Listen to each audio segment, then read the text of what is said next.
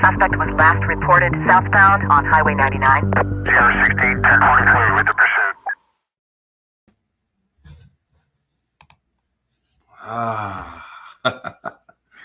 Ooh, welcome back. Mic check. Mic check.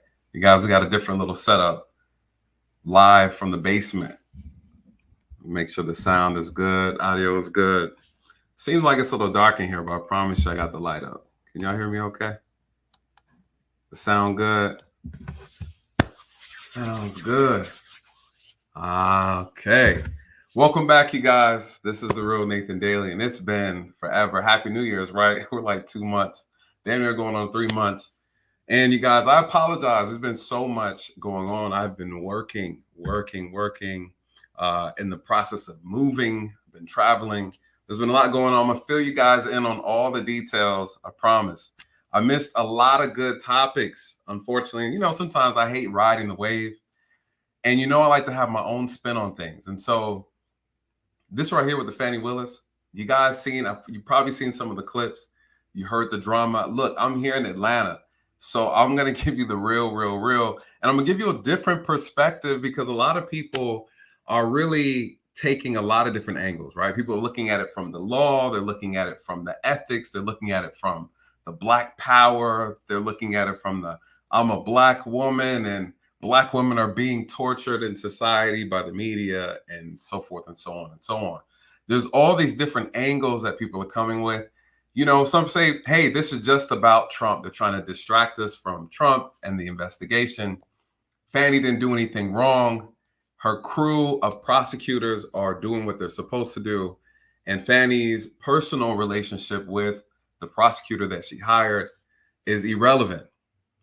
And I'm going to tell you how I feel. I'm going to tell you, listen, you know, over here we do facts over feelings.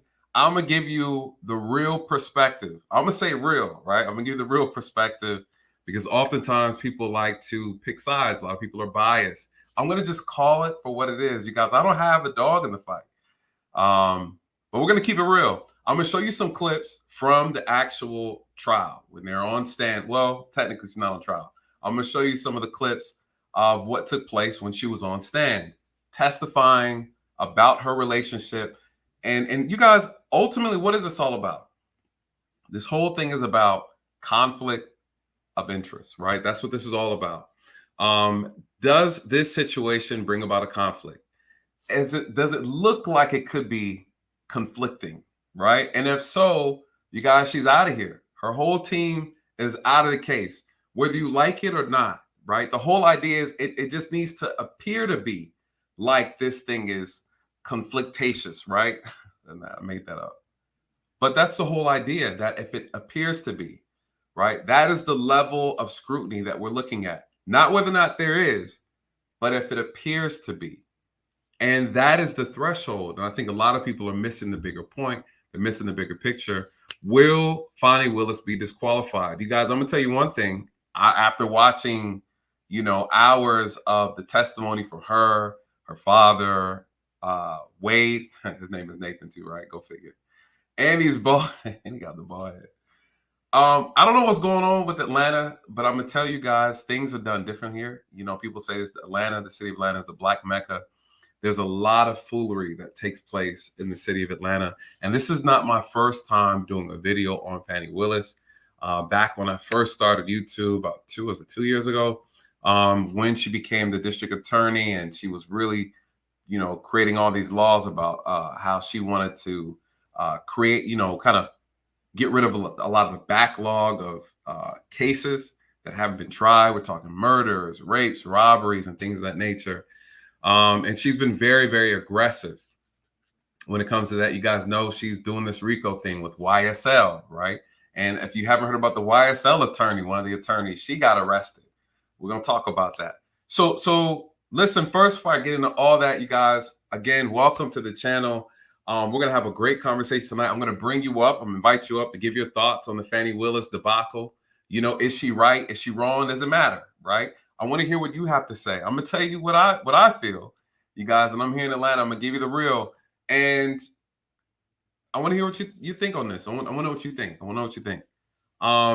So to my moderators, thank you guys. We're going to have a great time tonight. I will drop the link later on. Let's go ahead and start getting in some of these clips, and then I'm going to give you my thoughts on this, right? There's three things that are going on, right? In this whole case with Fani Willis, there's three main things you need to be really concerned about. One is, did Fani Willis create some type of conflict of interest? You guys, regardless of how you feel, black girl magic, she's black, whatever, the church supports her, however you want to feel, you guys, 100%. Yes, this is conflict of interest, you guys. She effed up, okay? I'm gonna be completely honest with you. What she did was gross negligent. You can't do it. You're not supposed to do it. And what the defense is trying to do, they're trying to look at a situation and say, when did this whole thing happen, right? Did this thing take place prior to, Trump, or did it take place after Trump, right? Meaning their relationship, the romantic relationship. To me, honestly, you guys, it matters. It does matter, but at the end of the day, it doesn't matter, because at the end of the day, she did it, right? Either way, she crossed the boundaries. She violated all ethics as relates to her and her position. You guys have to remember, she's at the highest point in her position, right? She's one of the most powerful women in Atlanta. She is the district attorney. There comes a lot of scrutiny with that position. And not only that, the scrutiny also comes because you are also prosecuting or attempting to prosecute a former president. And listen, common sense will tell you that these people are going to dig up your history all the way back from elementary school. So to think and to be that comfortable to do what she did, she's an imbecile, you guys. I'm sorry, she's an imbecile. She's a complete idiot. I'm sorry. Love her to death. I think she does some great things. There's certain things I don't agree with her on, but this has to be the most foolish decision she could have made, right? And honestly, just keeping it real, again, you guys, there are policies and there are ethics, and she violated her own policies. She violated the ethics that the Bar Association has put together, even within her department. You do not sleep with subordinates. You don't sleep with coworkers. And you definitely don't have relations with a person that you're hiring on for the job. Why? To avoid conflict of interest. And even though she may not have done anything wrong from the standpoint of hiring him, paying him, right, or any of those things, the fact of the matter is, you can perceive that something wrong could take place. You could perceive that something unethical can take place because of their relationship. And to be honest, you guys, that's all a person needs to disqualify this particular situation, right? The mere appearance and the potential. You guys, this is why nepotism is not allowed, right? And people do it, but they don't allow it. It's against policies in a lot of companies. Why? Because you could treat them unfairly, right? You can create a sense of bias. And here's the situation, right? With Nathan Wade. The pay, right? People say he got paid way too much. Now, I don't know, right? Whether he did or he didn't. 600,000, almost close to $1 million he made. The question is going to come down to, is this fraudulent? Is this them coming together doing kickbacks? Are they washing money together, right? Well, yeah, you can make that argument. Why? Because the conflict of interest. This is why you're not supposed to do this, right? You're not supposed to do this because it creates this atmosphere, creates suspicion that you could be doing something unethical, illegal, you guys. And if they can tie a couple things together, this could also be against the law. This could be a federal violation, right? So there's a lot. This is not just as simple as they're having a relationship. You guys, it could be something as simple. And what they're trying to accuse her of, or the accusations that they're making, is that she paid him this high salary, and in exchange, he's kind of funneling that money back to her in the form of gifts and trips. All right. So I don't know. Fani made a real big mistake, and she knows better, right? And I think that's the other issue. She knows better. She chose penis over prosecution, and that's why we're here today, right? Penis over prosecution. It never goes well. It never goes well. It doesn't go well when men do it, And now we're seeing it doesn't go well when women do it. And I think, unfortunately, Fani Willis is taking the approach of they're just mad because I'm a black woman, right? And obviously that's a scapegoat. That's pulling a race card, and that has nothing to do with anything. No, people are pointing out these contradictions. They're pointing out these unethical violations, and somewhat some could argue or allege that it's the things that are taking place are illegal, right? And so this has nothing to do with you being a black woman. It has everything to do with you sleeping with someone you technically shouldn't have slept with, right? And creating this conflict. So that's the other issue. The other issue is, does their relationship and what they did really have anything to do with Donald Trump? You guys, absolutely not. Whatever evidence they have against Trump in reference to the election, alleging he stole the election, whatever you want to believe, I'm just saying what this is going on with Fani Willis and whatever with Wade has nothing to do with Trump, meaning that whether or not it is true, they're doing kickbacks and she's paying him just because that's her lover, right? Basically, she's hooking him up, right? And so it's easy to make that argument that you hooked him up because you're sleeping with him, right? That's essentially what this all comes down to, that if he was a regular other person you weren't sleeping with, you wouldn't have given him that much money, right? Obviously, you wouldn't have been taking, 8, 7, 9 trips or whatever, how many trips they took, right? And her personal business is her personal business. So I don't really care about that. Again, she's created this conflict of interest on her own. And she's arguing that this relationship happened after she hired him. You guys, and honestly, that makes it worse, right? You hired him. You know you're being scrutinized. You know Trump is going to be scrutinized. His team is going to be all in your business, right? So you're messing with this guy after you hired. Come on, that's stupid. Out of all the penises out here, you picked that one, right? Like, come on, Fani. So I don't know. So at the end of the day, you guys, regardless, this doesn't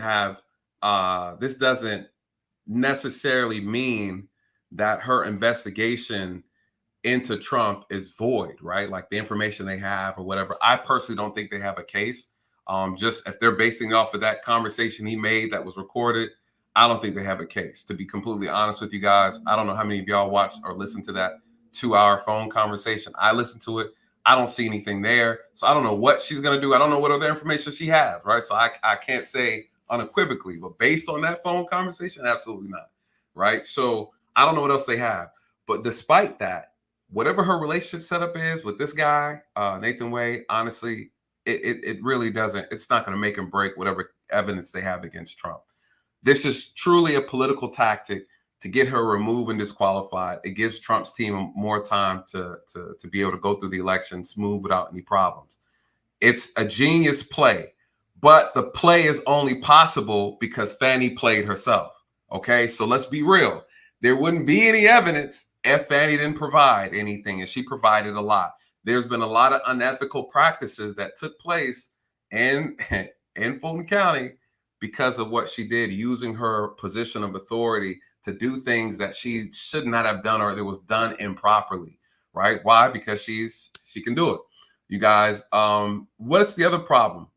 The usage of money, how money's being spent, how money's being calculated, and things of that nature, and how money's being recorded.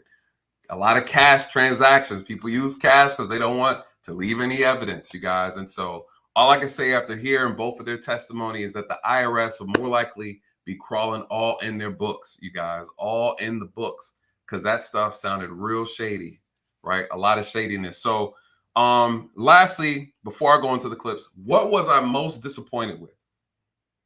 Some people say, yes, depending on what news you watch, right? They're like, Fani did an amazing job, right? I have some friends, and I have both sides. I have two friend groups. One are like in agreement with Fani, saying she did a great job. Glad she went up there. I have another group that's like, nah, she made a complete fool of herself. Now, how do I feel? But keep it real. I think that it was important that Fani went up there and she defended herself, defended her character, defended her integrity, defended her image, right? Because there were a lot of things that were being said about her, a lot of things that were being alleged that were inaccurate, and she wanted to go and clear them up. I believe she's absolutely right about doing that, you guys. And I absolutely believe she went about it the wrong way. Okay. And again, in the midst of her trying to clear her name and then also show that she has this pristine, image, she completely drug herself through the mud. And I don't know how many of y'all watched it. I'm just telling you, I was disappointed in how she conducted herself in the courtroom. Again, for those who, I don't know how many of you guys have been to court, right? I sat on the bench plenty of time testifying. There is a level of professionalism. There's a level of decorum. There's a level of respect, not only just for the courtroom, but for the judge, right? And I felt like she was completely, utterly disrespectful. She was extremely unprofessional. She was very rude, egotistical, slight narcissism there. And I'm not surprised. I know people who work in her office, and they say she's difficult to deal with. She said a lot of things on the stand that was inappropriate. She did a horrible job testifying to things. Her testimony to me showed that there was a lot of inconsistency. There's obviously a lot of deceptive speech patterns, right? There were a lot of things that she said that you could clearly see she was trying to withhold the truth, that she wasn't being forthcoming. And again, you guys, when you have nothing to hide, there's a way that you testify to when you're being examined or when you're being asked questions. You answer the question directly. And her being a district attorney, guys, it was just embarrassing to watch. Embarrassing. And I can't imagine anyone watching what she did and saying, "Oh my God, I'm so proud of how she did that." You guys, she single-handedly managed to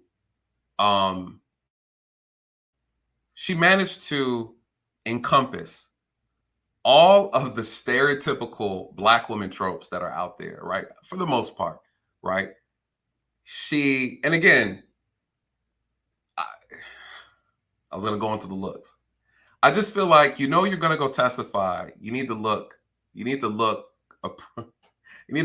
professional, right? There's this thing called respectability politics, where they say, you come into the courtroom and you make sure you're together properly. She walked up there with this sassiness. She was demanding. First of all, as a witness, you don't demand anything, right? The disrespect, the over talking, the trying to control and run the courtroom. Like, you'd have thought she was the judge, And again, a lot of people are saying the judge was too soft. I think so myself. But then you also have to remember too, that all those attorneys in there, they all know each other. The judge, they all work in the same office, right? These essentially, some of them were friends. And they're like, "Oh, remember my kids went to your house." And they were tearing each other apart. I tell you guys all the time, attorneys are cold-blooded in the courtroom, you guys. They're extremely adversarial when it comes to competing. They tear each other to shreds. That whole thing in Atlanta, it looked like real Housewives of Attorneys, Atlanta edition. It looked horrible, man. It looked horrible. And not even just to get on Fani, right? The female attorney who was asking her questions was also, to me, I think she was an imbecile too. She was very redundant, very repetitive. She wasn't listening. It's almost like she didn't study or put together her case properly. She was all over the place, very repetitive. And she was annoying. And so again, that's my general thoughts. We're gonna go through a couple clips because I want to get you guys' thoughts on this, and I want to know what you think. And a lot of people have a lot to say, and I'm here. I want to challenge what you think. If you think Fani was in the right for going up there to defend herself, she did it horribly. All right, she in my personal opinion, she made herself look extremely non-credible. I believe there's a loss of respect in that office.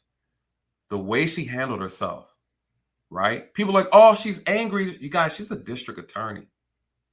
She's not some flimsy lawyer off the street, right? She's not some rinky-dink first-year attorney off the street, you guys. She is the district attorney. You can't act like that. I'm sorry. You can't. And it just brought so much, I think, shame, and embarrassment. And again, she was the only one who did it, right? You saw Nathan Wade, he was on the stand. He was very professional, even when they were pushing him, right? He was very professional. He didn't allow it to get under his skin. You know, whether you believe what he said or not, doesn't matter. Professionalism. And she lacked it to the 10th degree, and it was embarrassing. And I can't, nothing more I can say about that, right? Nothing more I can say about that. And so it was very disappointing to see. I felt like it was a bad representation for Black women, right? Because obviously, unfortunately, Black women also have there's a bad stigma surrounding by Black women in leadership positions, right? There's this boss bee mentality, and she got to have this attitude, and she talks like this and she walks like this. So there's all that type of stigma is very, very pervasive within our community. And then for a woman of her caliber to get on the stand and carry herself the way that she did, obviously that just didn't go over well. And I think it was very, very bad. It was a bad marketing, very bad marketing on our part. So I just feel like that was a slap in the face for the community. And here we go. Now we got to clean it up, right? So anyways, let me pull up some clips, and let's dive into this real quick so you guys can kind of hear. Somebody said she was talking too much. Yeah. She was talking way too much, volunteering stuff. People say, oh, they're asking about her personal business. No, they're not. They're asking her questions relative to whether or not this is a violation of ethics and practices, right? So when they're asking her questions like, did you go on any trips? Did you do this? Did you do that? And she's like, well, I did go here. I did, ma'am, just yes or no, right?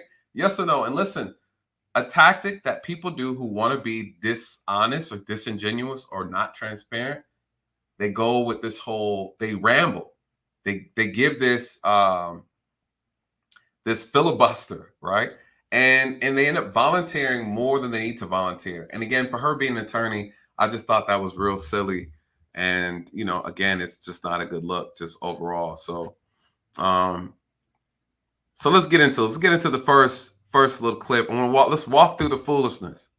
Let's walk through the foolishness, and then again, you guys, I'm gonna pull y'all up because I definitely got to hear what y'all have to say. So let me share my screen. Which video we want to start with? Yeah, we'll go with this general one. Nah. Yeah, let's go with this is like the top heated moments with Fani Willis. All right, let me see. Let's play this. Contrary to democracy, Your Honor, not to mine. A Fulton County district attorney in charge of criminally prosecuting former President Donald Trump for interference in the 2020 election shockingly took the stand during a hearing in the case. Fani Willis had sought to avoid testifying about the allegation she was in a romantic relationship with the special prosecutor she assigned to the Trump case. But in an about face, she stormed into the courtroom and she insisted that she testify. Please give me the time period. Mr. Wade visited you at the place you laid your head. When? Has he ever visited you at the place you laid your head? So let's be clear, because you lied in this. Let me tell you which one you lied in. Right here. I think you lied right here. No. This is the truth, Judge. And it is a lie. It is a lie. Ms. Willis? You see. Mr. Sena, thank you. We're going to take 5 minutes. The Fulton County district attorney made headlines when she brought RICO charges against the former president and more than a dozen of his campaigns. You guys, you can't do that. All right, let me just keep it real for those who never been to court. You cannot do that. All right. Just simply put, you can't go and tell you can't do it. If anybody else had done that, the judge is going to hold them in contempt, and the bailiff is going to put the handcuffs on you and say, listen, you're out of here, right? One more outburst, keep your voice down, show respect, answer the question after you've been asked. Get out of line again, and you're out of here. That's how it happens, you guys. That's how it works. This right here, what Fani's getting away with, is complete utter nonsense. And I get it, right? People are uncomfortable. They don't want to like really address her because she's the district attorney. But guess what? I don't care. When you're on the stand, I treat everybody equally. When we talk about the law is blind or whatever, the justice system is blind, but then Again, this is people say there's no such thing as black privilege. Shit. Listen, when you're in a privileged position, you act like you have privilege, and you have the power to give privilege to others. And you guys, what you're gonna see and what you have saw in this, her being on the stand, is what black privilege looks like. She is in a privileged position, and she used her position to do and say what she wanted to say, knowing that's not how it goes. Because if she was trying a case and the witness was talking to her like that, she would not allow it. I guarantee you 100% wouldn't happen. Let's look at this YSL case. Let one of them YSL defendants start getting sassy with her like that, and I guarantee you Fani's going to shut it down and send them right to a holding cell, hold them in contempt, right? So again, absolutely not. And she knows, that. And I was hoping that somebody would have checked her, but I think people are afraid to call her out because she's quick to throw that race card. Is what we've been seeing lately. So anyways, let's get back to it. Staff. In an extraordinary moment, Willis marched into the Atlanta courtroom while attorneys were arguing over whether she should be forced to testify. As she approached the prosecutor's table in court, she looked before the judge, and as the entire gallery watched, she uttered 4 simple words: "I'm ready to go."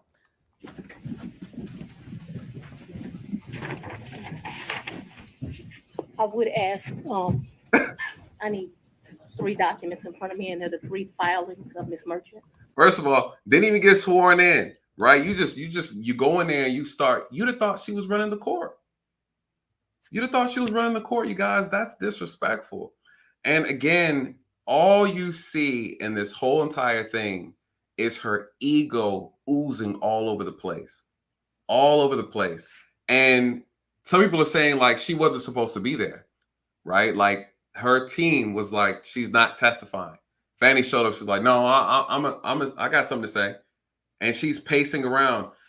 Over here, I talk about facts over feelings, right? We talk about the power of emotions. We talk about how people's emotions, how they allow their emotions to dictate their actions, you guys. And what you see right here is a person who allowed their emotions to get the better of them. And it completely made her look crazy. It made her look unfit for leadership. It made her, and again, here's the thing. She's mad, but she's wrong, right? She's mad, but she's wrong. She's absolutely wrong. So this is the issue. When you are wrong, it's one thing when you come into a situation in the place of humility, right? And you're like, okay, your approach is different, right? It's okay to be confident. It's okay to say, listen, I want to clear my name because what you guys are doing is unacceptable. What you said about me is not accurate. So I want to go in here and clear my name because I'm able to accept accountability. Listen, okay, I may not have done this properly. Things happen. We had a romantic relationship. Listen, and it wasn't appropriate, but it has not interfered with the quality of work and the integrity of the work that we've been doing on this case against Trump. It's just that simple. Were you guys? Yes, we were. When was it? It was this time. Okay, but I can also prove to you that there's no conflict, right?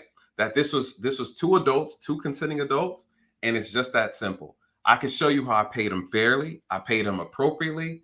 I can show you why he's qualified. You know what they're saying about this guy? About Nathan Wade, you guys, that he's never tried a felony case, a felony RICO case. He has no experience in that. But yet she has people in her department that have the qualification, that have the experience that she didn't tap into, right? So they're saying that he's only tried like misdemeanor cases, right? Allegedly. I don't know. That's what I read in the news article in reference to what his law experience is like. He has a private practice. He's been practicing law for a long time, but he hasn't done like criminal, right? Felony. And so, that's a problem. Not to say you don't give the brother an opportunity, but maybe this opportunity is not for him, and maybe you gave him this opportunity because he was piping you down, right? So, So I don't know. I don't know. So here we go.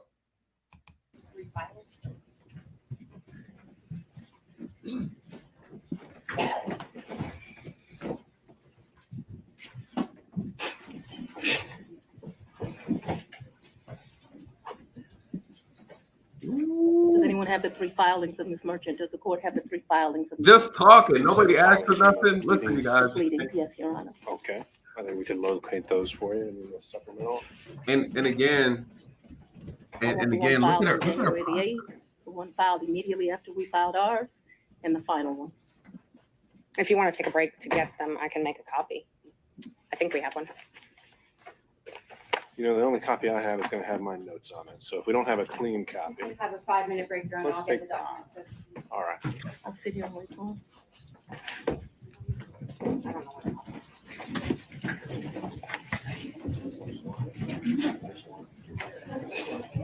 Look at her. Look at. I think Defense attorneys asked Willis to clear up the timeline of when she hired Wade, as they argue Willis hired him after the two were involved in a romantic relationship. Let's start back in 2019. Yeah. So you and Mr. Wade met in October 2019 at a conference? That is correct. And I think in one of your motions, you tried to implicate I slept with him at that conference, which I find to be extremely offensive. I stayed at that conference. Mr. Wade was my teacher. I did not meet him when he taught the class. I was standing outside talking to Lisa Reeves, who is a judge. Me and her were just having a conversation. Mr. Wade walks up. I think they hug each other.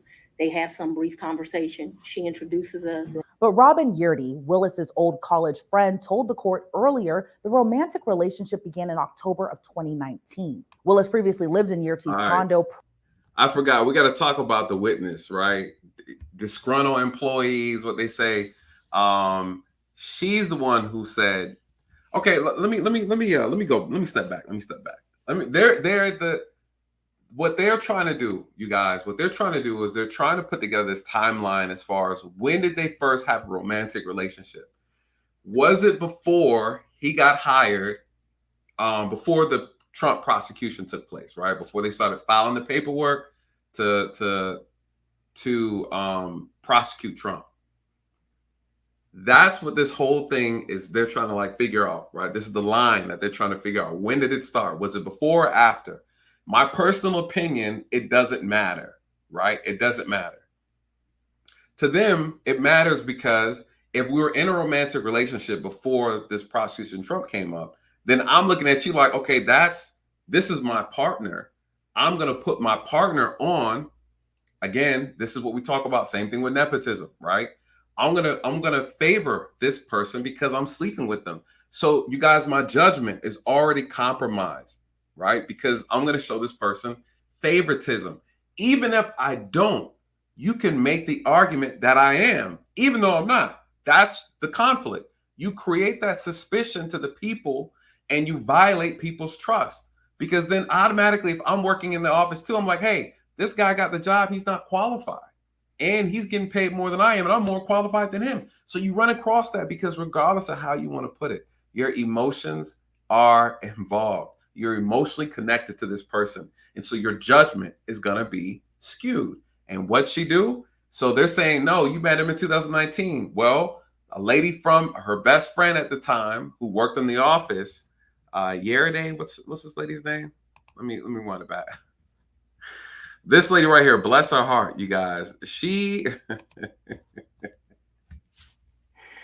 matter of fact, I got a clip of her. Matter of fact, let's pull her up real quick. I think I got, do I have it up? I might not. Breaking good. Oh, yeah. I got it. Share this tab. Okay. This is what the best friend said. Okay. This is the best friend who worked with Fani in the office. She gave her thoughts. She's like, listen, Fani needs to know better. You're operating at a higher level right now. Okay. You're prosecuting a former president. You need to know they're going to go through all of your business, girl. This is common sense. So anyways, silly, man. This is so stupid, but It's like a damn soap opera. The lady at the job who had some beef with Fani, they had a falling out for whatever reason. Of course, she's going to spill all the beans. She said, I seen them witness them kissing and hugging or whatever in 2019. So what does it say? Okay, the man was smashing her back before this whole Trump thing happened. So, of course, now you get an opportunity to put him on. What you going to do? You're putting him on. And Fani's trying to deny that. She's trying to deny this whole thing. She's trying to say, no, this romantic thing happened as we were working, which is also, again, like I said, which is also retarded for you to do because you just really put your foot in your mouth.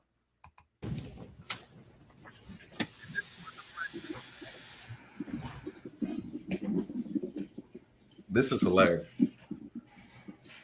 And she looked like she didn't want to snitch, but she looked like they may have sprinkled some. I think we need to make sure some fairy dust in her hands. Deputy Scott, if we could swear in the witness. Ms. Yurdy, can you hear us? Yes, I can. All right. Raise your right hand down. You swear affirm the testimony you get a court will be the truth. Whether the truth will help you. Yes, Would you please state and spell your full name for the court? Robin Latrice Yurdy. Thank you, Ms. Yurdy.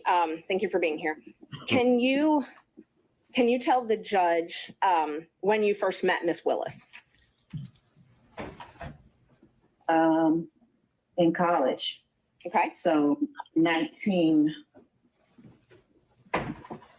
probably 90 or 91. Okay. And have you been friends since 1990 or 91? Yes. Okay.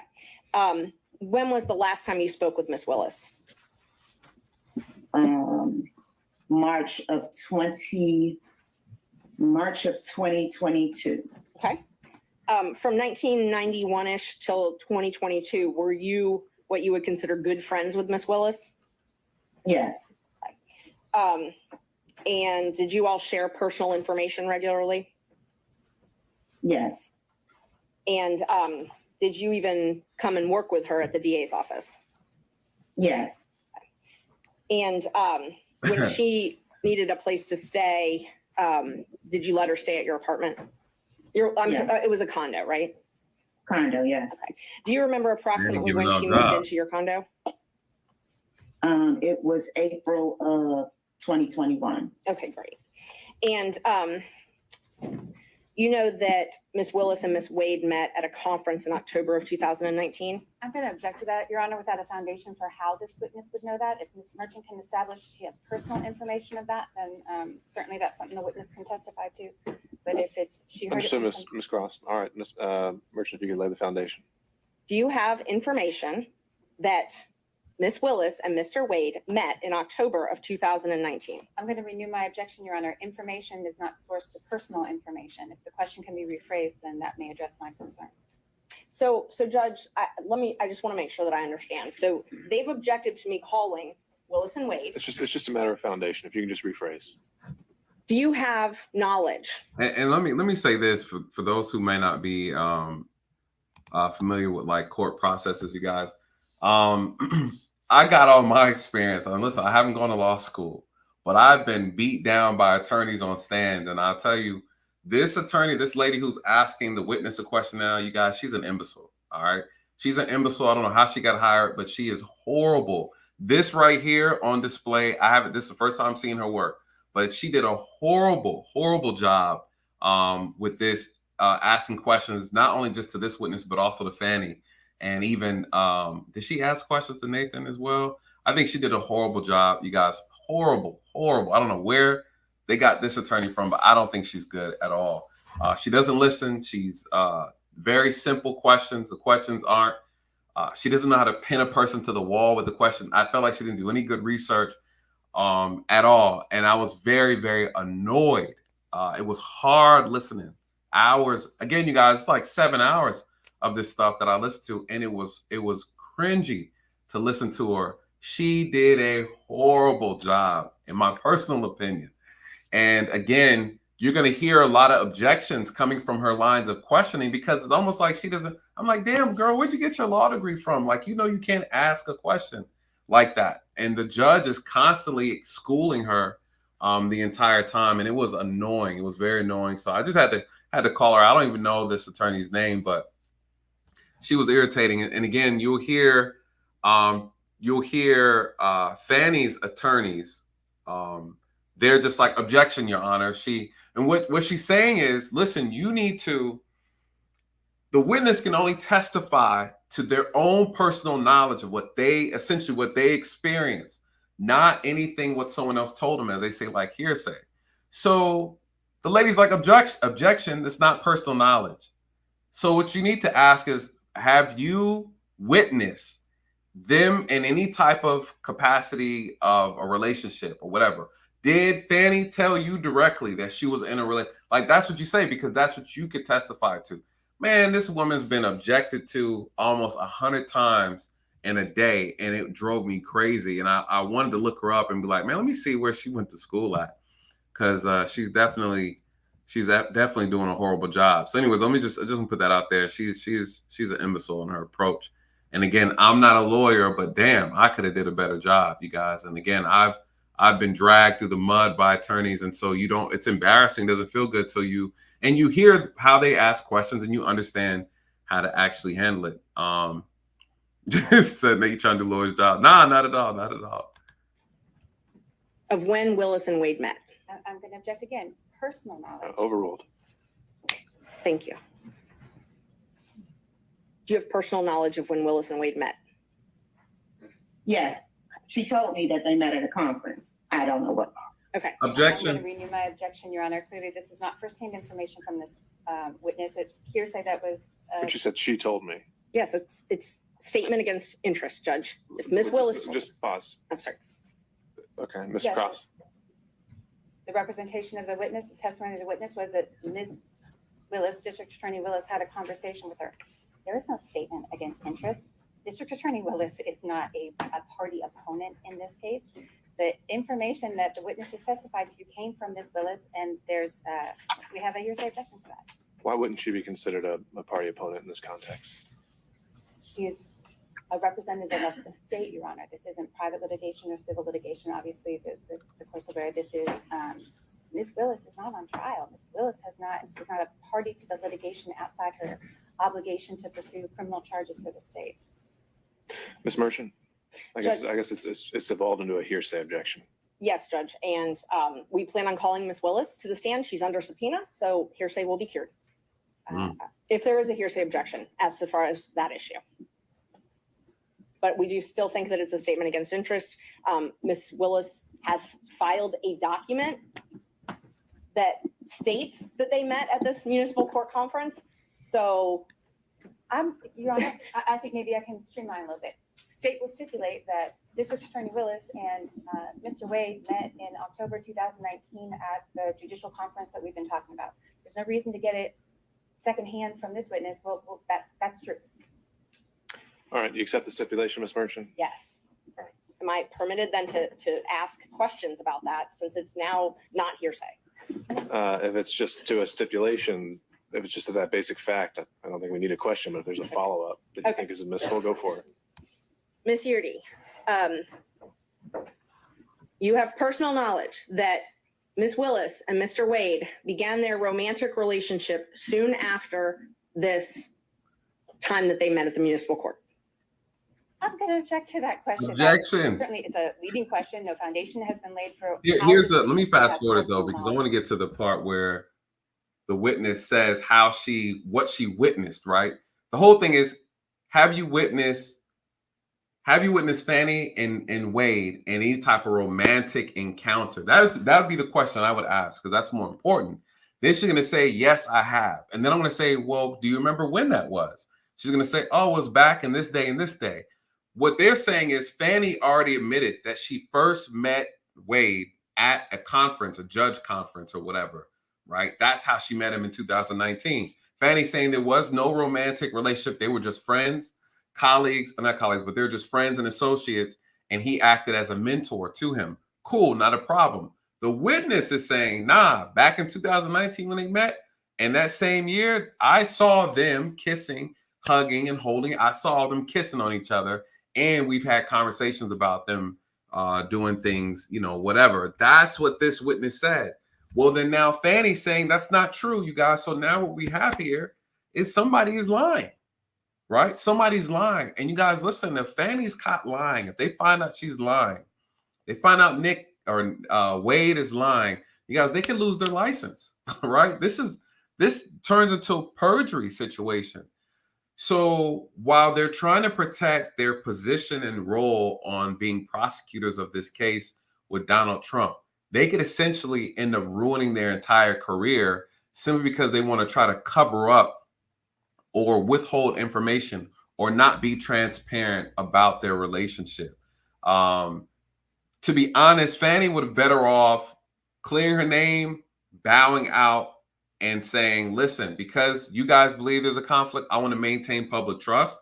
I'm going to remove myself from the situation, keep my office. I'm going to take myself, I'm going to take Wade off of it, and I'll let you guys let someone else try the case, right? Or something to that effect, or take my office out all the way completely. That's the proper and ethical way to do it, because you messed up, right? You messed up, Fani. Nobody else did. You did.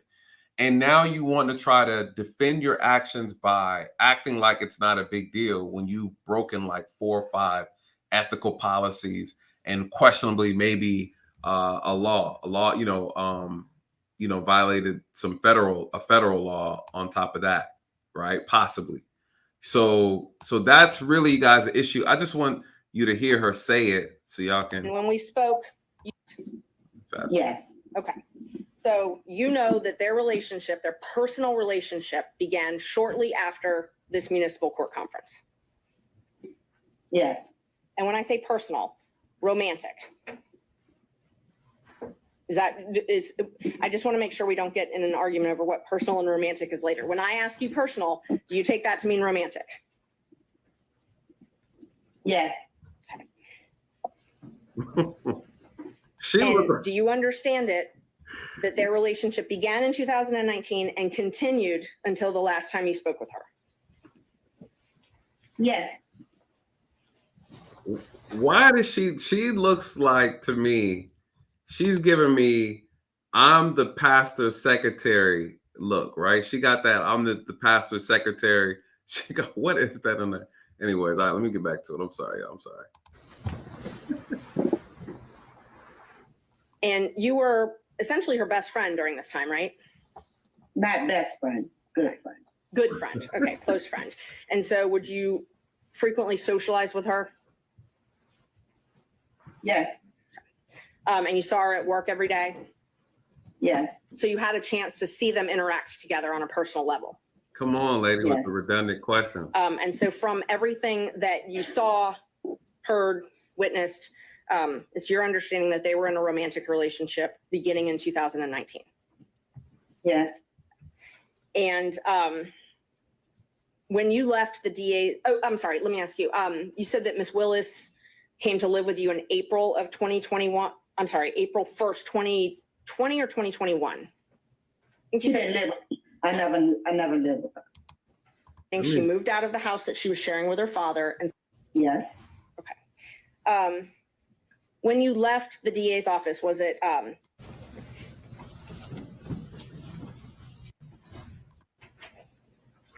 Knowledge about something happened, and Kind of fine. What was the time? I didn't like it. They didn't like it, and that was it. okay? Did you have any falling outs with Miss Willis? The relationship was in effect from 2019 until Mr. Wade were in a romantic. We never spoke after that. You never spoke. See, and this is my issue with this attorney who's asking the questions, you guys. The reason why I say she's an imbecile is because she's constantly asking the same question multiple times, and it's so aggravating. She's gonna ask this question again, right? Here she go again. And I want you to hear the part where she says that she witnessed them kissing and hugging and stuff like that back in. Okay. 2019.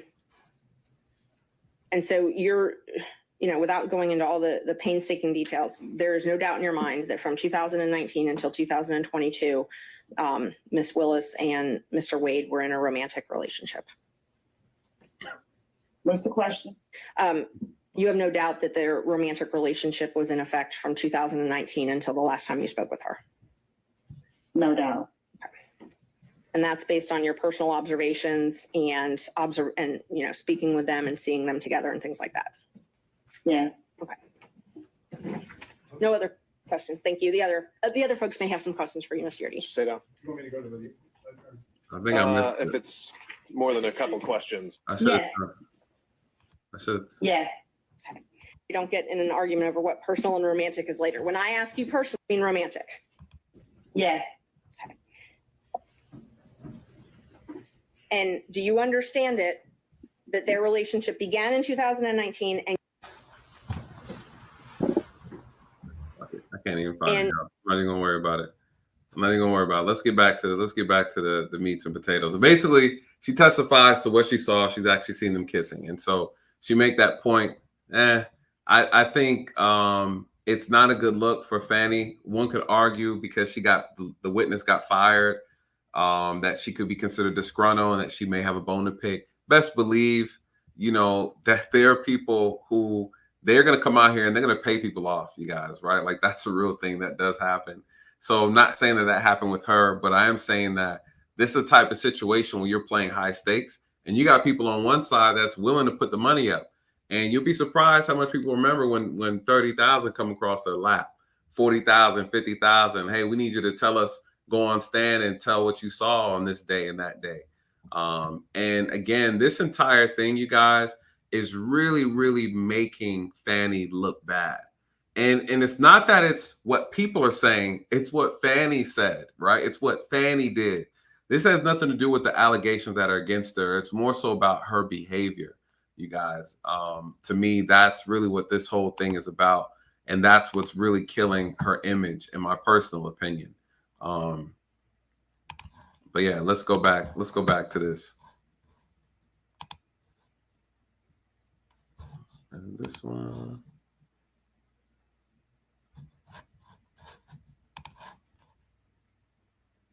Friend told the court earlier the romantic relationship began in October of 2019. Willis previously lived in Yurty's condo prior to their fallout, and the defense hammered her on whether Wade visited the condo prior to the election interference case. But Willis fired back, asserting the defense accusations were all lies. How often did Mr. Wade visit you at a place where you were living between 2019 and 2021? So you want to start with the lie that he lived with me in South Fulton in 2019, a home he's never been to? That's one lie you told in your document. There we go. Again, here's how that should have been answered. He's never lived in a home with me where I've been at, right? So again, that right there, you guys, it's not looking good. I know some people are trying to pass that off as being cool. It's not cool. It's not appropriate. And it's very unprofessional and it's very unbecoming of a district attorney. Judge, I didn't ask her about that. Ms. Merchant, I want you to ask a very precise question. I think she's saying and answering that he did not live with her. So why don't we break that up into smaller parts? And I didn't ask about living. But you put in while we're talking about professionalism, she put in 3 different documents. He lived with me. Full opportunity to respond. And filed that with the court. In 2019. He's never been to South Fulton. In 2019, I lived in South Fulton. He has never been to my residence in 2019, ever, not once. In 2019, he's never been to your residence, any place. I lived in my home in South Fulton before I started getting the threats that were here, a house I paid for with my own sweat and tears. I'm no longer able to live there. But in 2019, I did. And in the 2 months of 2019 that I knew Mr. Wade, 3 months, the beginning of October, all of November, and all of December, Mr. Wade never came to my house in South Fulton. Let me help you out. I lived there in 2020. He never came to my house in 2020, let alone live with me, as you put falsely in these documents. In the first 3 months of 2021, when I could still enjoy my home, Mr. If I'm the judge, I'm like, witness, shut the hell up, please. 1 second. You answer the question, yes or no. These are yes or no questions. If you're asked to elaborate, we would want you to elaborate. She asked you a simple question, is yes or no. Well, I want to do this. It's not about what you want to do. It's not your courtroom. Shut it down. Shut it all the way down. And this is what I'm saying, you guys. This is privilege. This is privilege. This is what privilege looks like. You can do and say what you want, and no one holds you accountable. All right. So miss me with the privilege don't exist. All right. So just disrespect. Let me hit these super chats real quick. Listen, guys, I don't have all the fancy equipment with me. You know, I'm live from the from a different location. And so I don't have the equipment, you guys, in the middle of a move. So bear with me. Let me see if I can read this on the chat, on the super chat. Thank you so much. T King said, wish they just asked if Wade clapped that Fani. Wade clapped it. Wade said I clapped it. And Wade said that she was difficult to deal with. Wade said he just wanted a sandwich, y'all. He just wanted a sandwich. And Fani says she don't do sandwiches. She don't make sandwiches. She a strong Black woman. That's not what she do. All right. Thank you so much. Thank you so much. Daughter of Yah with the $5 super sticker. Thank you. You know, we're going to get into this breakdown of what Fani says. You know, there was some Black feminist speech that was put out. There was some emasculating speech. She said she didn't want to emasculate a Black man, and she went ahead and told his personal health business, talking about he was battling cancer and all kind of stuff. You know, Fani's off the chain, you guys. Fani's off the chain. Best believe that. Shout out to my homie Dre in the building, always supporting.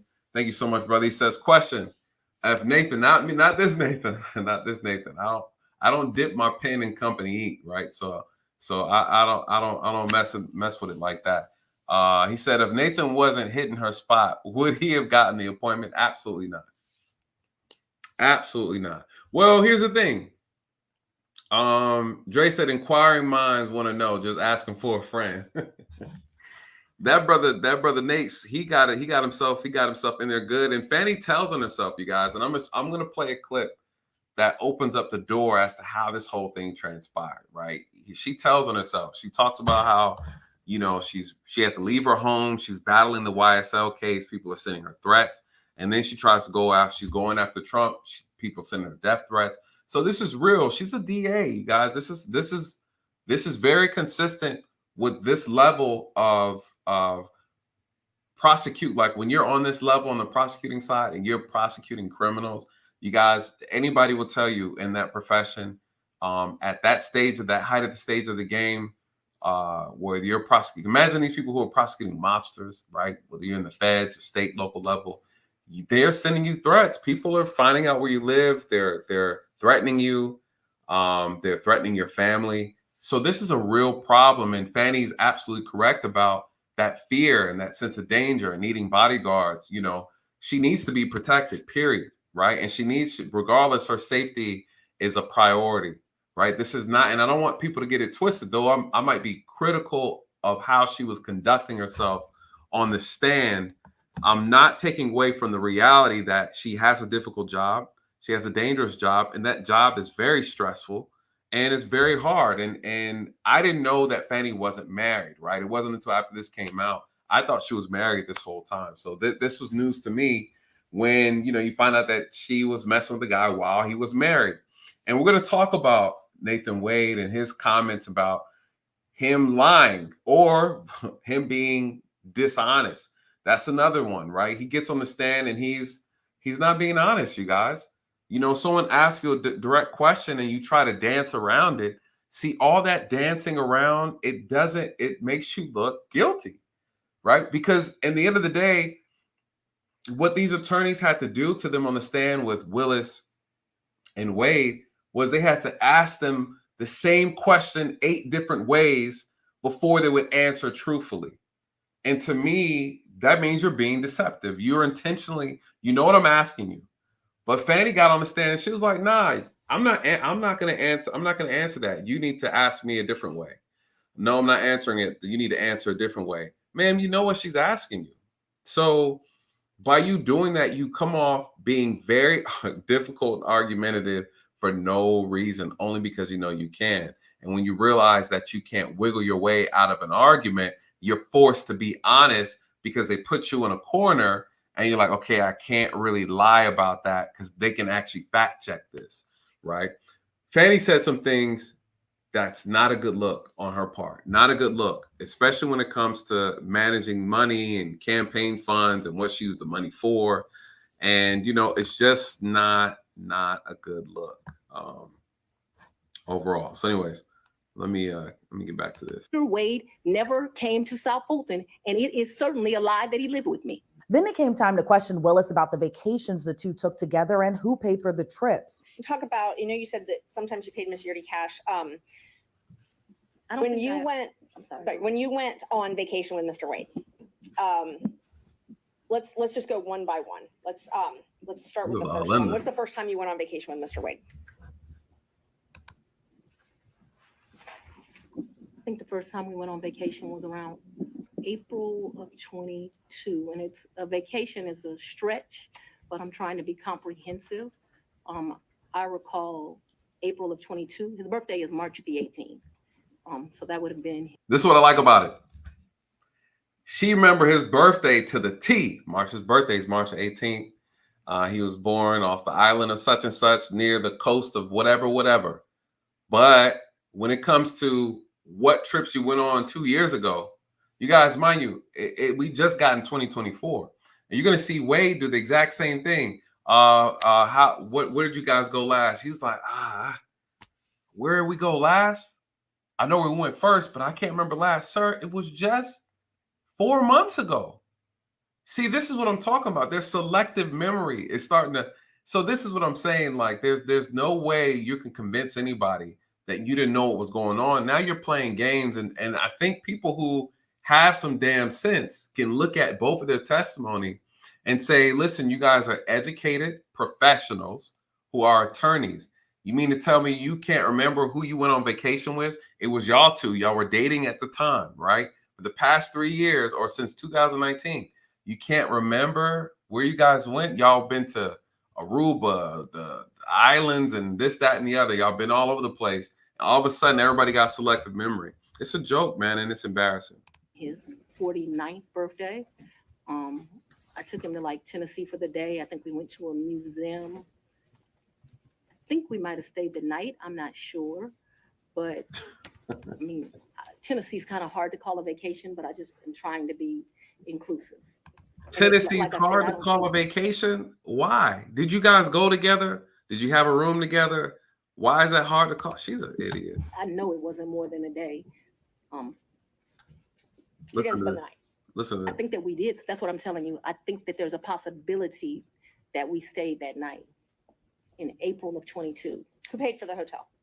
I think I did. It was his birthday. She can't remember if she stayed the night in a hotel with a man. See, this would be different if this was a prostitute, right? And I say this, no joke, you guys. If this was a prostitute and you ask the prostitute how many hotel rooms she's been in 2022, she's going to be like, I can't remember. I can't remember. It's been a lot. Do you remember this guy you slept with on this day? She's going to be like, what was his profession? Oh, he was a teacher. I slept with plenty of teachers in 2022 at hotels. I can't remember. You guys, she is struggling to recall events in 2022 that she had with a guy who was just not an average guy. He's this attorney that you're working with. You can't remember if y'all spent the night at the vacation spot. That's what I'm saying, man. That's what I'm saying. It doesn't pass the smell test. It don't pass the smell test. So When did you start dating? When I started dating Mr. Wade, it was right around then. April 2020? 22. Yes, 2022. it was around then. I don't know, like, it's not like she should have said, when did he first clap them cheeks, Fani? Okay. When did he clap them cheeks? Was it in 2019 when y'all met? Okay. I heard you wild, Fani. Okay. I heard you like to mess with the congregation, Fani. When did he first clap them cheeks? Okay. See, the attorney asking questions is not asking the right questions. She's doing a horrible job. Be honest with you guys, she's doing a horrible job. The first question needs to be asked, when did you guys first have intercourse? And just say it just like that. Why? Because that right there, that penetration, that's emotional entanglement right in that moment. When did he push up on your ovaries, Fani? Okay. When did he fold your spine back, Fani? That's what we need to know. That's what we might as well just clear the air. Just ask what everybody wants to know. When were you first? When did you guys have a first coffee date? When was the first vacation? Because just because we went on vacation to the Tennessee don't mean we smashed. She could have smashed in the courthouse parking lot, you guys. Don't play with me. I got stories. Okay. Let's not act like people don't do wild stuff in the moment. You know, Fani, when was it? Okay, it was behind the corner of your corner office under the desk. Okay, what day was that? Well, yeah, okay, got it. I'm not saying she did that. But if a president can get topped off in the Oval Office, you guys, okay, and he's remember, I did not have sexual relations with that woman. Listen, the reality is anything can happen anywhere, and the truth be told is that where they were at's irrelevant. When did you guys first have an intimate encounter? Because you could have had a one-night stand, and you might not even start taking the relationship seriously until maybe 3-4 months later, and you're like, we're officially dating. They want to know, when were you guys officially dating? That's irrelevant. When did he clap them cheeks? Okay, that's what we want to know. When did the cheeks get clapped, Fani? Okay, that's what we want to know, because honestly, that's when that emotional entanglement takes place, and that's when you are at most going to be in a position where you could essentially create a conflict on your job, right? And if you let him clap them cheeks after you appointed him, is even worse than the one before, right? Because now one could argue that y'all could set up all type of arrangements financially where you can funnel funds from Fulton County into his pocket, and he can funnel money off to you. And that's what this whole thing is about, right? And you guys best believe this has happened before. This is why people don't allow this to happen. This is why you're not supposed to have relationships with people that you are contracting or people you're working with, because it can create a conflict of interest, right? That's why the rule exists in the first place. School, and you send a little letter and it says, will you be my girlfriend, and you check it. See, now here's the bullshit right here. And it says, then April 2020? 22. Yes, it was around there. I don't know, like, you know, it's not like when you're in grade school and you send a little letter and it says, will you be my girlfriend, and you check it. I don't know the day that we started seeing each other, but it was early 22 is my recollection. Okay, early 22. And you all went to Florida on vacation as well? I don't recall going to Florida on vacation with him. You never went to Florida with Mr. Wade? When we went to get on the cruise ship, we went to Miami. Okay, that's the only time that you went to Florida with him? I think we went to Miami and spent the night. That's my recollection. Did you go to Florida with him? Yes or no? I don't, not to my recollection. We went to Miami. What?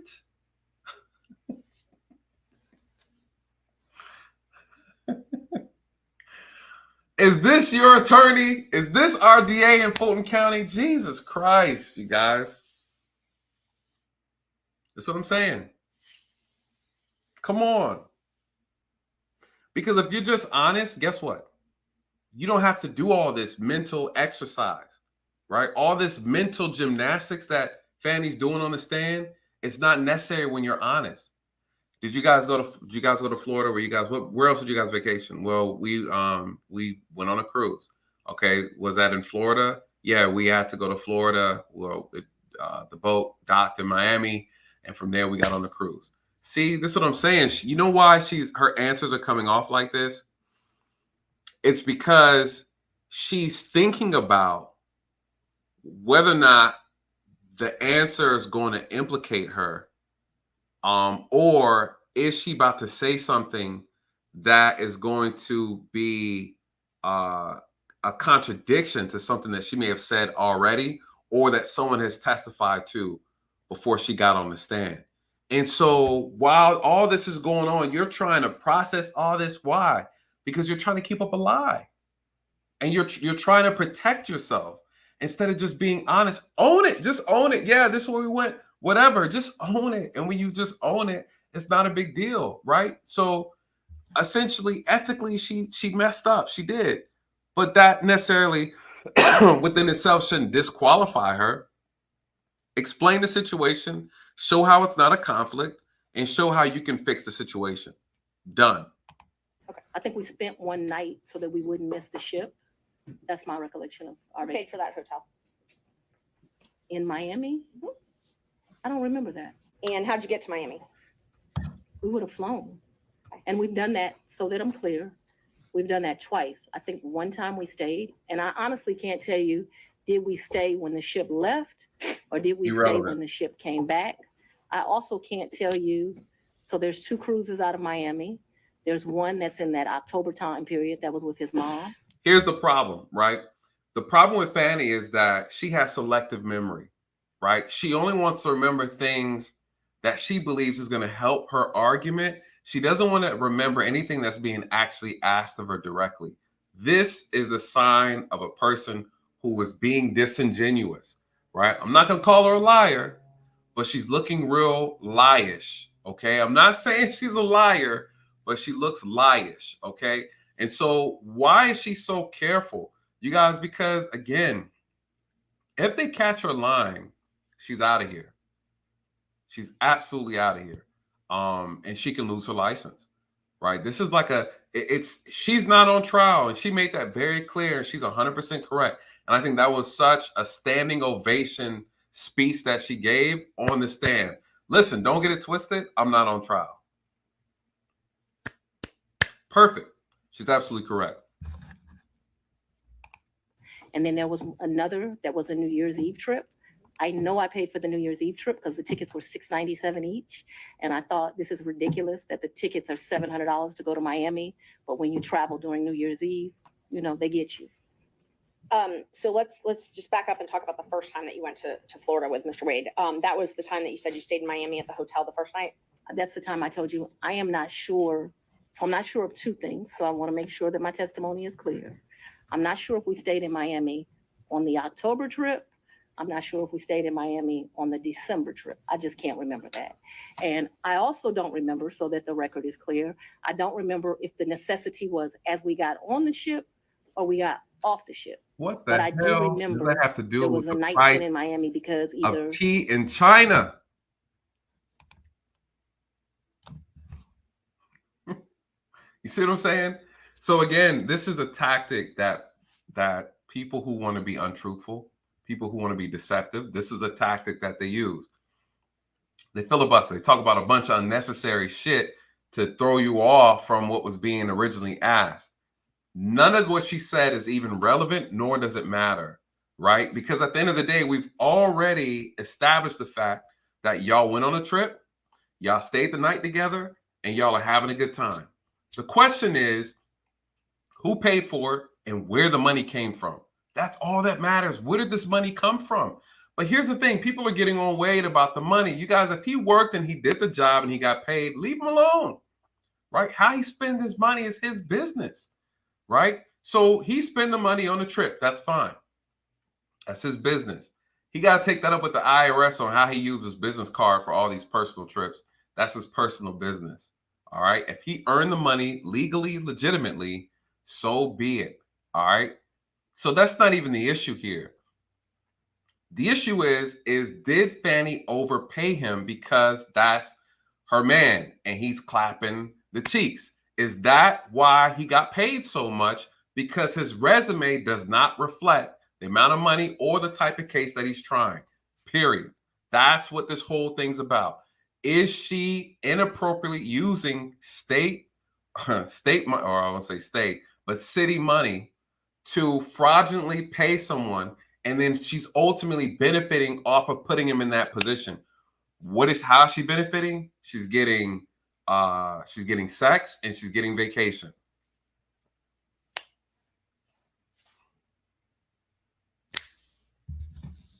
I'm just saying.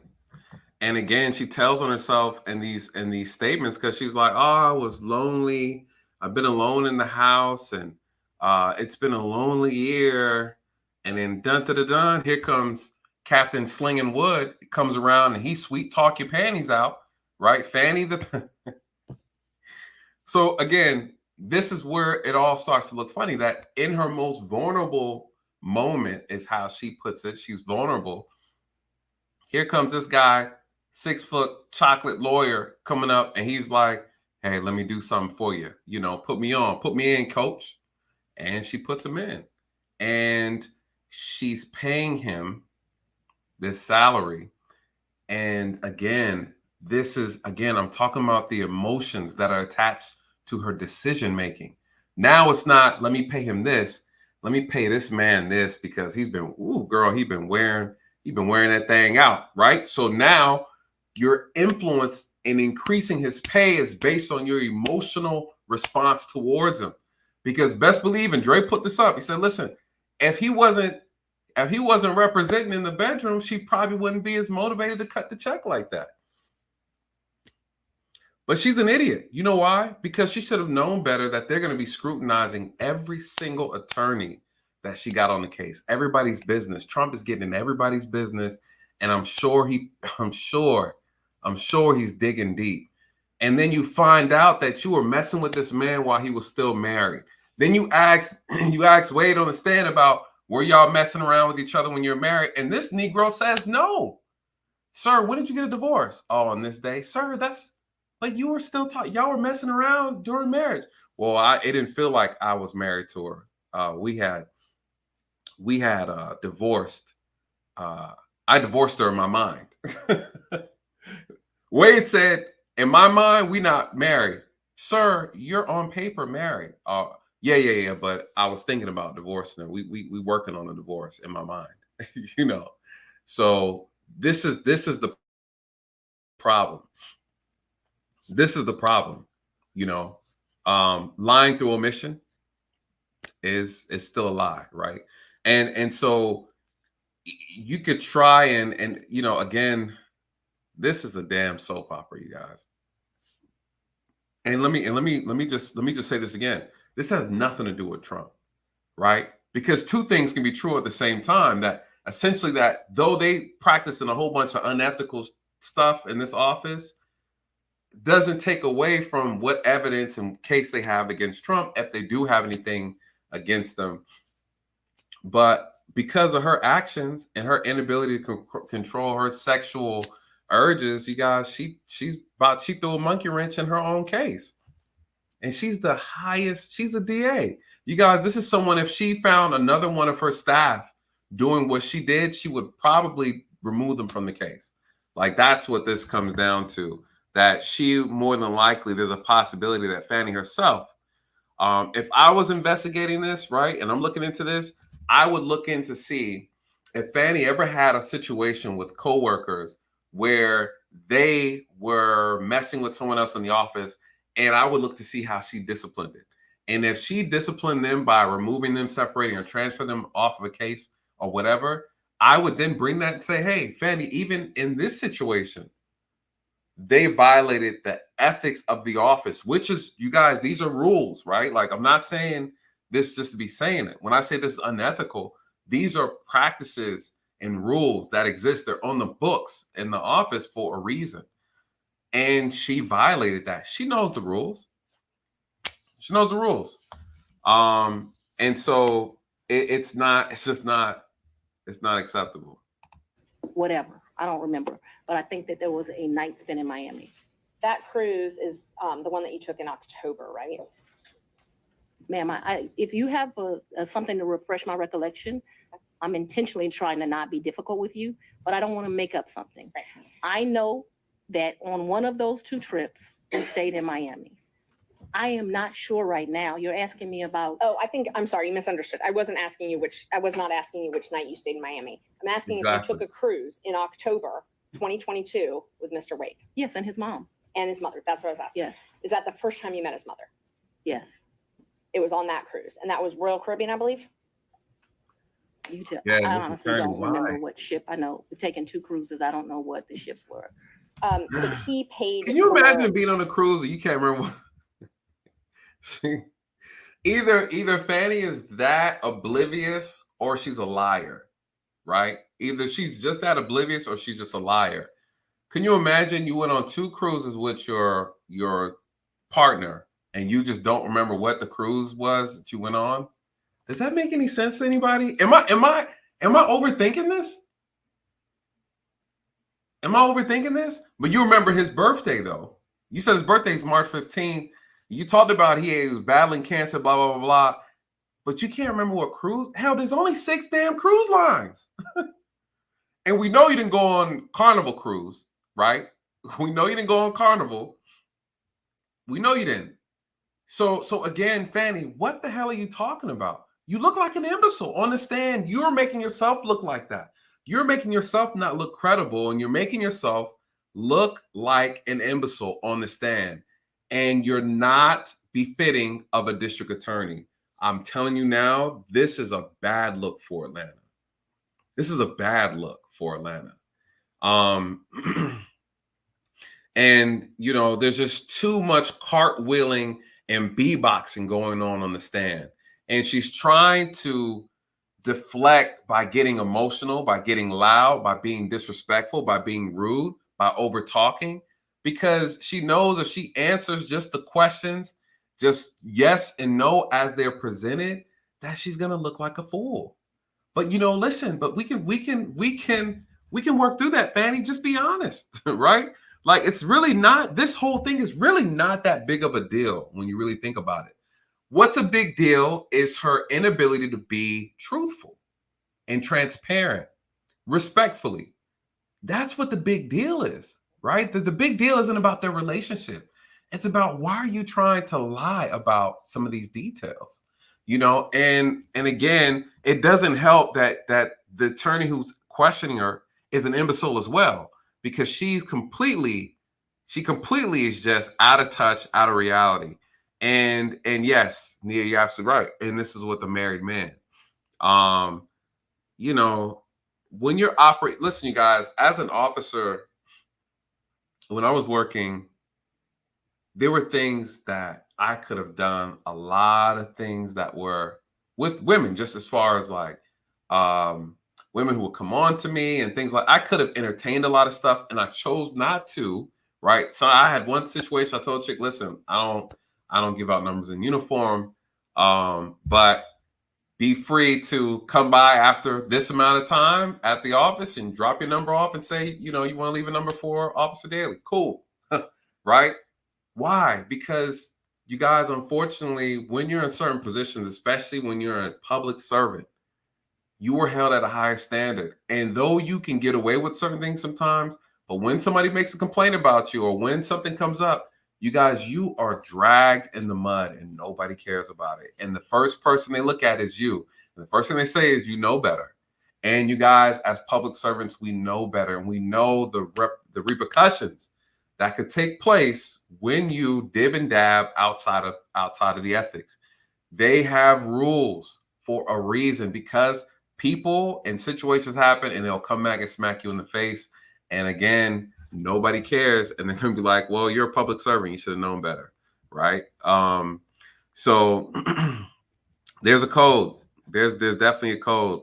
And it's hard for some people. And you have weak moments. And, you know, I've had my weak moments too. Like, so I'm not saying I've been blessed that those weak moments didn't turn into, you know, crazy situations. But I've seen a lot of officers who had weak moments and, you know, next you know, they're out of here. The flight and the cruise on Royal Caribbean that time.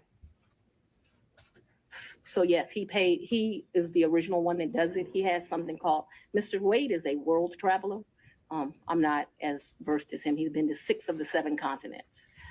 And so he has both a personal travel agent and he also has a cruise travel all agent. my damn business. Irrelevant. I don't know anything about either of those kind of travel agents. So he is the one that would book the travel. But we need to be clear when we're talking about, just because he booked it doesn't mean, like, I don't consider him having taken me any place. Let me just be honest. The only one that's ever taken somebody someplace is for his 50th birthday. I consider that I took him to Belize. And I took him to Belize because, I don't want to discuss his personal business, but I'm happy Mr. Wade is still here with us. And I did 50 big, very big. When it came to how Willis reimbursed Wade for She's so ghetto, y'all. Listen, here's the thing. Again, there's some of us have a little ratchetness in us, right? That's fine. Bless your heart. There's nothing wrong with that. You guys, when you're at work, there is what we call being professional. And again, I just think that her representation of herself, the office, her position, she just didn't do it well. She didn't. I'm not going to put his business out there, but he's grateful to be alive. Ma'am, he just put his business out there, right? All of a sudden, you remember his 50th birthday. You know what his birthday was. His mama was this. She showed up on, all the details that you want to know. You know all the details you want to know that makes you look good. Oh, his 50th birthday, let me just say this. I did it big. No one asked how big you did it. We know what you did big, Miss Fani. Okay, we know what you did big. All right, it ain't got nothing to do with his 50th birthday. That's irrelevant. It's irrelevant. So again, it's weird to me how they sat there and the judge just allowed her to just make a complete fool of herself. And one could argue that was the judge's plan, because the judge knows that if he would have took it to her, that they would have pulled the race card on him and said that he was only that way because she's a black woman, or he only did that because of this, or he only did that because he's supporting Trump. So I can't even be mad at the judge by being just completely hands off. And he just started giving her rope, just allowed her to, he just gave it to her and allowed her to sink herself, to be honest. And essentially that's how I took it, that the judge allowed her to be herself and for us to judge and look at it and for us to criticize. And to be honest, that's what it looks like. Looks like the judge was just like, man, I'm going to let you tell on yourself. And she did, for the chips together. She responded she always kept cash on her, thanks to a tip she pointed out that she got from her father. And then after that cruise, you all flew to Aruba and spent a couple days in a hotel there, correct? Right. And his mother was not happy. He that we left her initially paid behind. for that. He initially paid for that. For Aruba. Yes, ma'am. So let's talk about both of those. I know he initially paid for it. Did you pay him back? For the cruise and for Aruba. Yeah, I gave him his money before we ever went on that trip. You gave him cash before you ever went on the trip? Mm-hmm. Okay. And so when you got cash to pay him back on these trips, would you go to the ATM? No, lady. You would not go to the ATM? No. Okay. So Fulton County pays you direct deposit, I assume? Yes, Fulton County and the state of Georgia both pay me direct deposits. Okay. So the cash that you would pay him, you wouldn't get it out of the bank? I have money in my house. You have money in your house. So it was just money that was there. When you meet my father, he's going to tell you as a woman, you should always have, which I don't have, so let's don't tell him that. You should have at least 6 months in cash at your house at all times. Now, I don't know why this old black man feels like that, but he does. When we were growing up, my daddy had 3 safes in the house. So my father's bought me a lockbox, and I always keep cash in the house. Now, I don't do it to the degree that my father would do it, so he would probably be ashamed with me, but I always have cash at the house. That has been, I don't know, all my life. If you're a woman and you go on a date with a man, you better have $200 in your pocket. Oh my God. Before we address the bullshit, okay? Let me say this. Yes, you guys, and you guys know I'm big on emergency preparation, and you should have money. I have money. I keep money stashed the way you're supposed to. But that's money for what? Emergencies, you guys. Emergencies. It's not a black thing, okay? Yes, black people aren't the only ones who keep emergency stash of money in their home. You guys, her father goes on the stand and says, you wouldn't understand. They brought her father on the stand. Y'all saw that. You wouldn't understand. It's a black thing. No, it's not a black thing, sir. Stop making this shit about race. We didn't invent saving money. We didn't invent putting money under mattresses, right? I don't know. I don't know what this thing is about us being black. Sometimes we always like to take ownership of all the positive things, but then when it's time to kind of examine some of the negative things, we be all like this. We don't want, the black folks don't do that. That's not a black thing. We don't do that, sir. This is part of the culture. We do this all the time, right? So I just push back on that. Granted, Fani, I love the fact your dad taught you, make sure you have money stored up, blase, blase, keep it protected. Everybody should be doing that. I tell my family members, you should keep cash and also keep like a gift card with some money on it, and make sure you keep that. Even keep some cash in your car, stash it away for emergencies, just in case, whatever, right? That's something I talk about all the time, you guys. But now you want to try to deflect and turn this into a race thing that only black people keep money stored in their house. You wouldn't understand it. That's bullshit, you guys.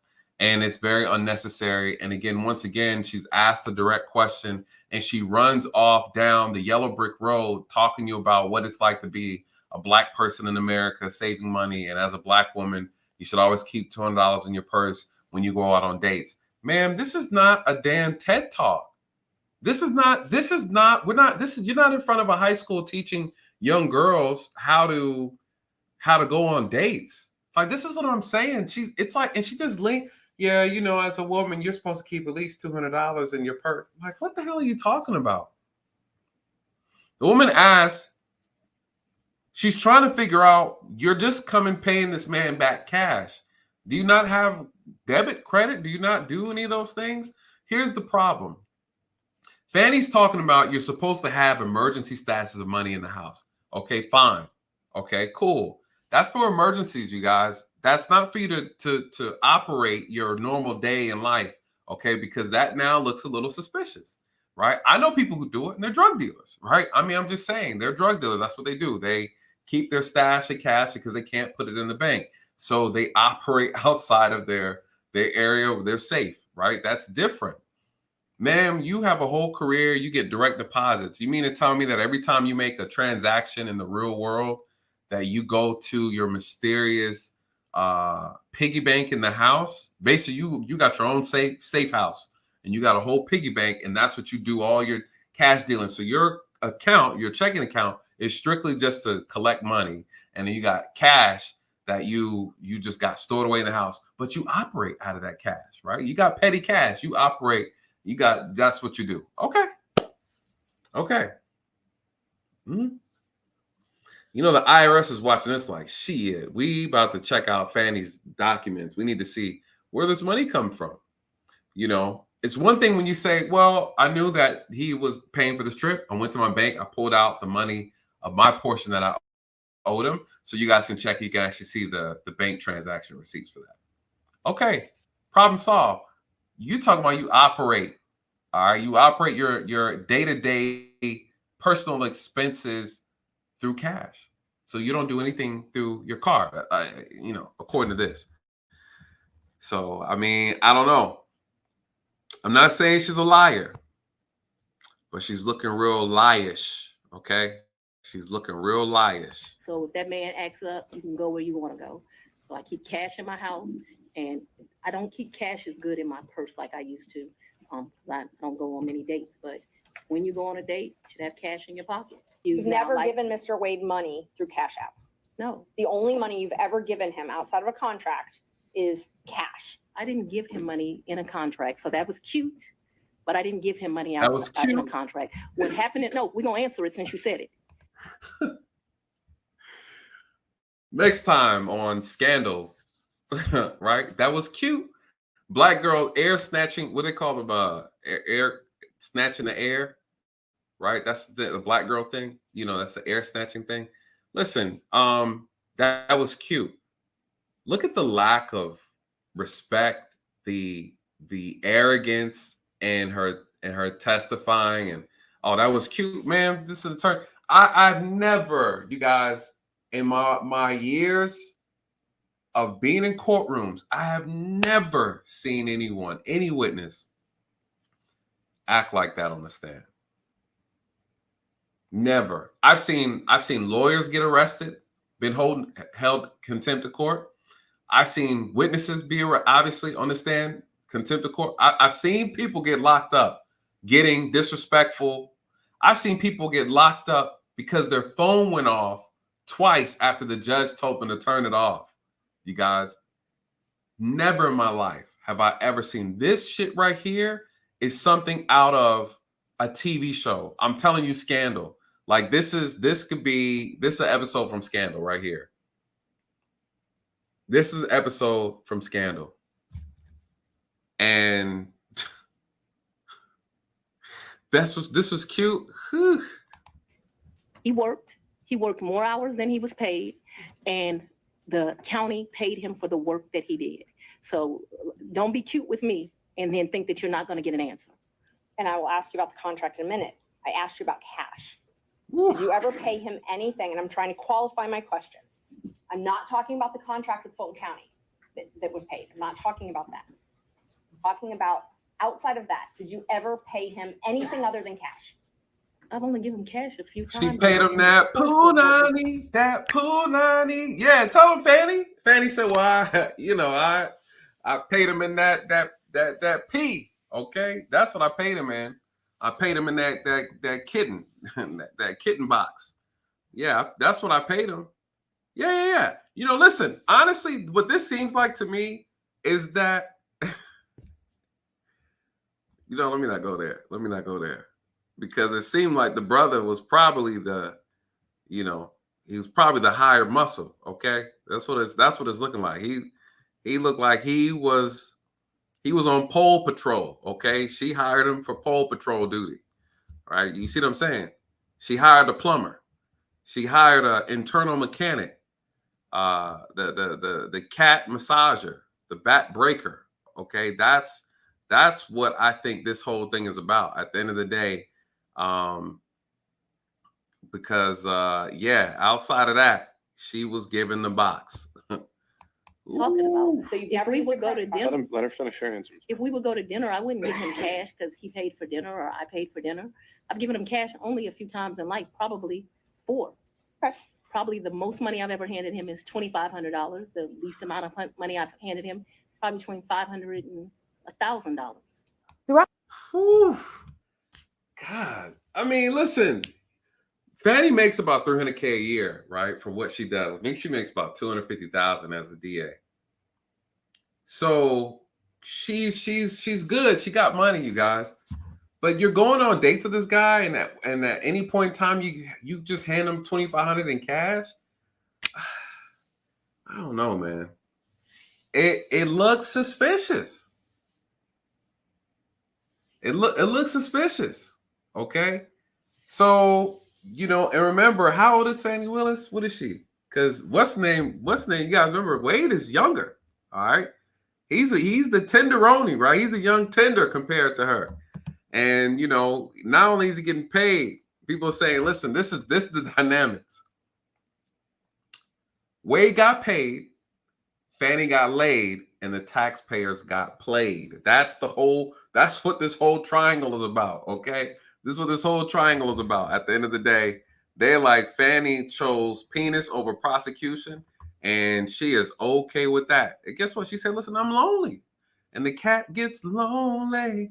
By her testimony, Willis maintained she was not the one on trial. So your office objected to us getting Delta records for flights that you may have taken with Mr. Wade. And no, look, I object to you getting records. You've been intrusive into people's personal lives. You're confused. You think I'm on trial. These people are on trial for trying to steal an election in 2020. I'm not on trial, no matter how hard you try to put me on trial. So my question was, first of all, that is the smoothest thing I would say that she said the entire time she was on the stand. She was absolutely correct, you guys. Truth be told, she's not on trial. And I think she was solid when she said that. I think the way she delivered it was perfect. And if she would have been professional all the way up to this point, this would have been a classic for the record, for the history books. It didn't play out that way, right? She looked like a fool, and she had a great moment in her foolery. That's kind of how I looked at it. But anyways. you have any I problem. object to getting any personal records of mine. We're not dealing with privilege through a witness. And I'm not, no, I'm not dealing with privilege. What, we had offered to put them in camera for the court to review, and I just want to know if she has any That's not problem. something you deal with a witness. Willis said she and Wade's relationship ended, but the two remain friends and professional colleagues. When did your personal relationship with Mr. Wade end? Our personal relationship ended in this year. So let's be very clear so that we don't mix words. I don't want to mix words in here. Mr. Wade is my friend right now. Mr. Wade, I would say, has been my friend since 2020. I think he started out as like a mentor and a professional colleague. Can you be friends still after sex? Is there not going to be a conflict of interest? And here's how this thing gets dicey, you guys, right? Let's just be real. They had a romantic relationship. They went to Belize, okay? They're going all over the world, doing trips and going on cruises. She met his mama. They're doing all these things. He's spinal tapping her, okay? That's what's going on. He was spinal tapping that ass. And now they're not together, but they still work together, okay? Follow me now. Follow me. They're still working together on this Trump case. Now, what happens when there's another cute little attorney or prosecutor or somebody in the office that they all work in, and now he starts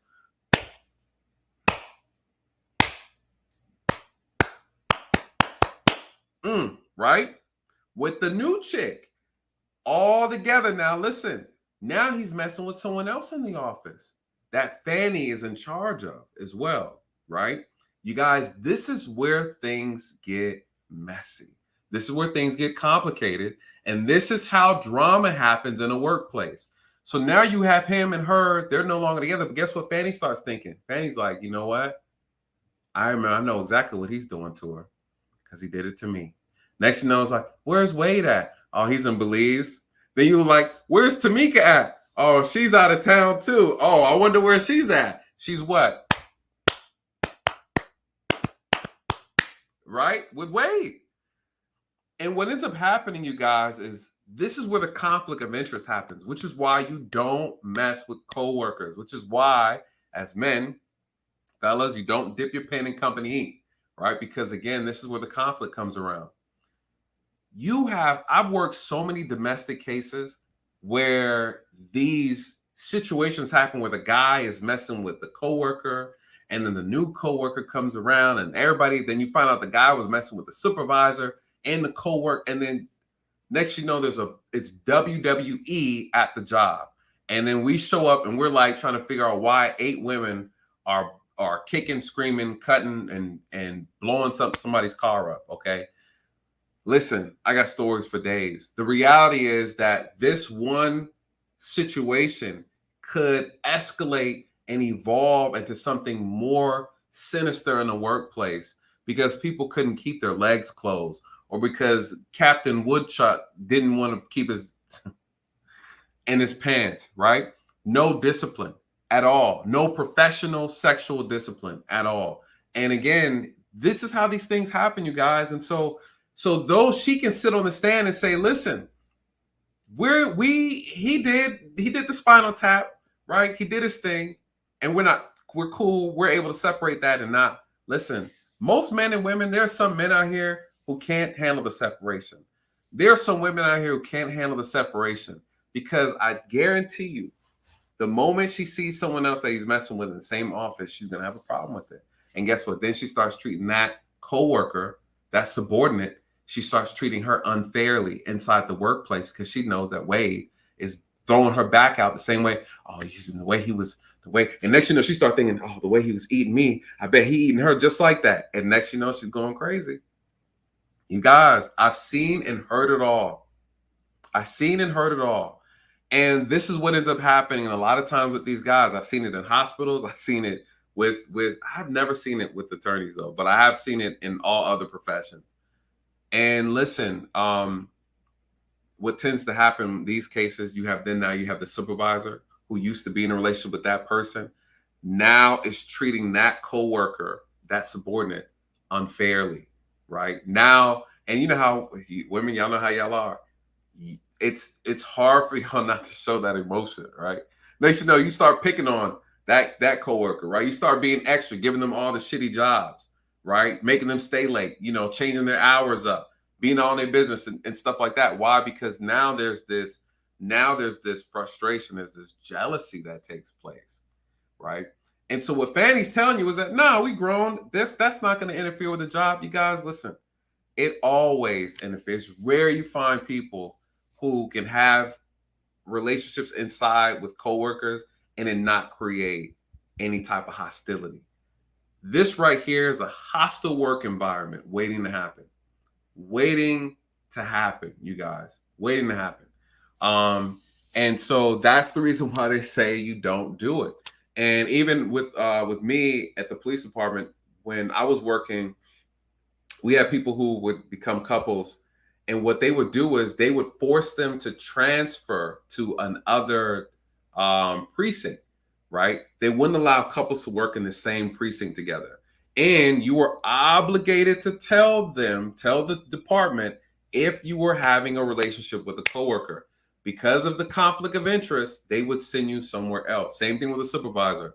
You're not supposed to have relations with subordinates, right? You could get demoted. You could kind of lose your job. It's HR problem. So you guys, these things are there for a reason. So I just want to say that. So as she's telling them and saying, well, we we're not doing it anymore. We're back to normal. We're just back to, it's never back to normal, ma'am. Y'all been international trips, clapping cheeks. You bought him. You talking about his 50th birthday. You talking about he's good to be alive. He's 50. He's been through some things. Man, there's an emotional attachment there. Stop playing, right? Wade was not a booty call. This man, you obviously loved him. You paying a whole trip to Belize. There's a lot more to it. And in cases like this, if he tapped it right, you guys, more than likely he still has access to her, right?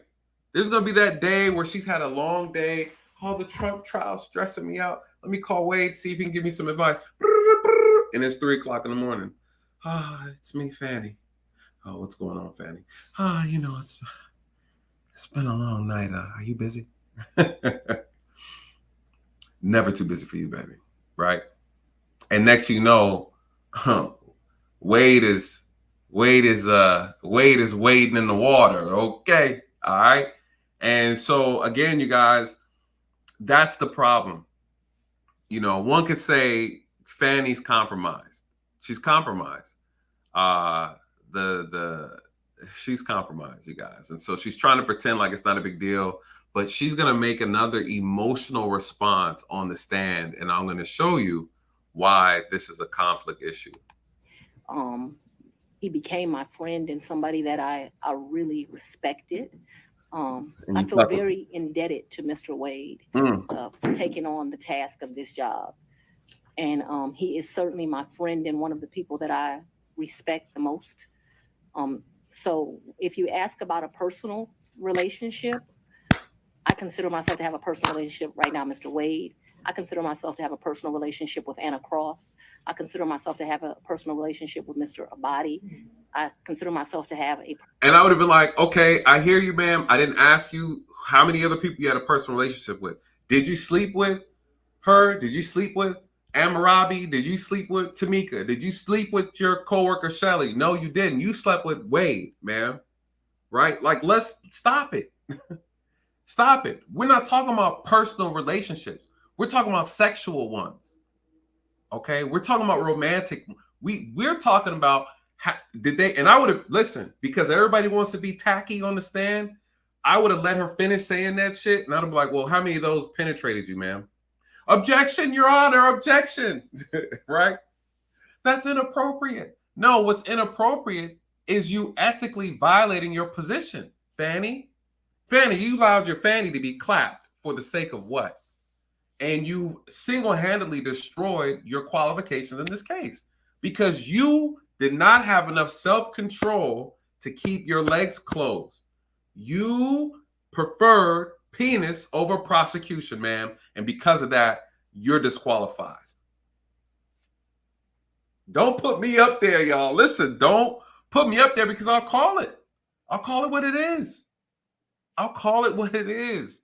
Say you had a weak moment, Fani. It's okay. We all been there. Okay, we all been there.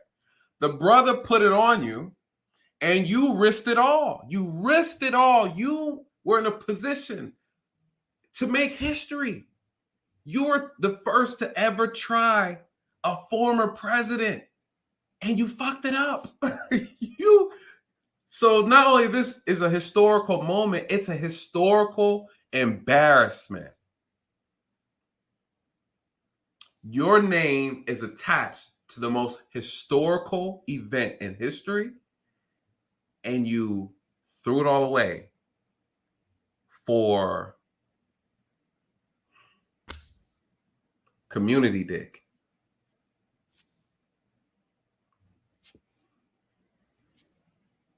Make it make sense, you guys. Am I lying?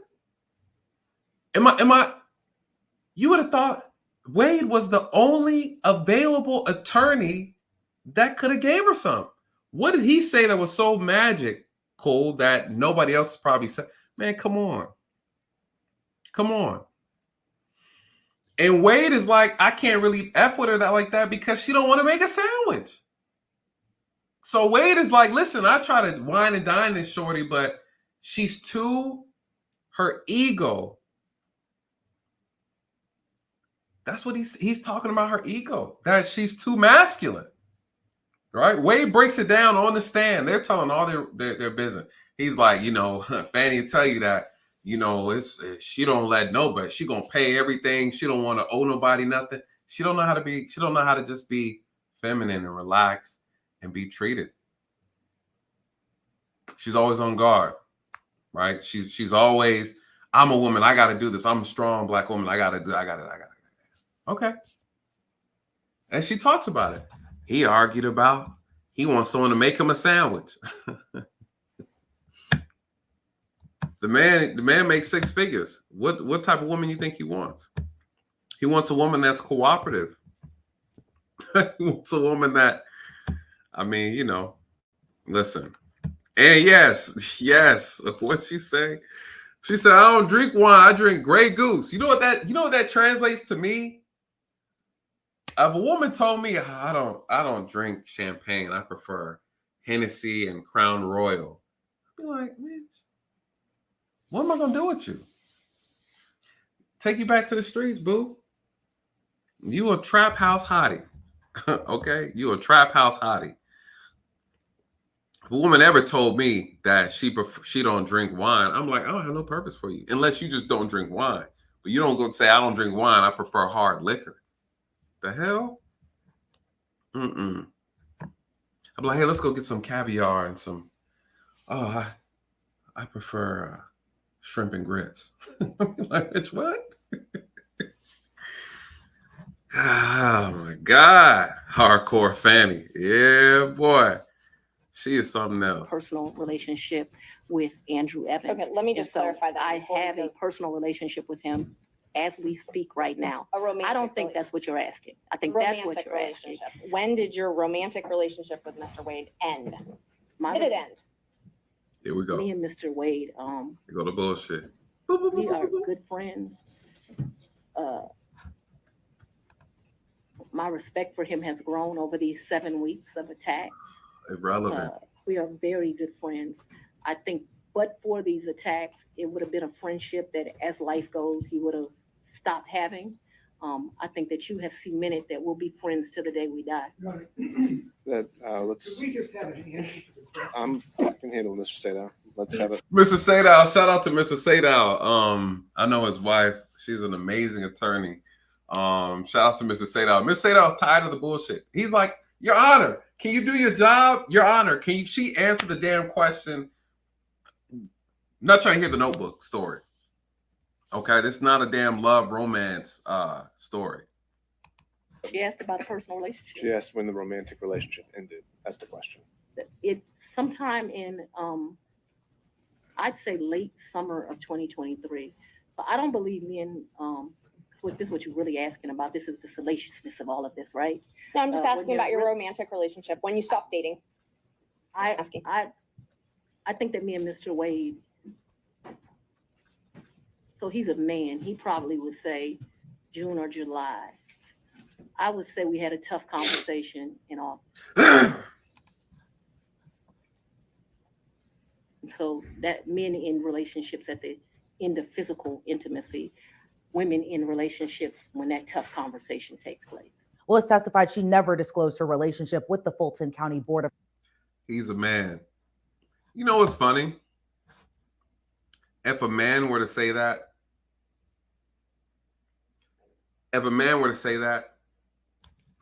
he's sexist, right? That's a misogynistic thing to say. That's a toxic thing to say, right?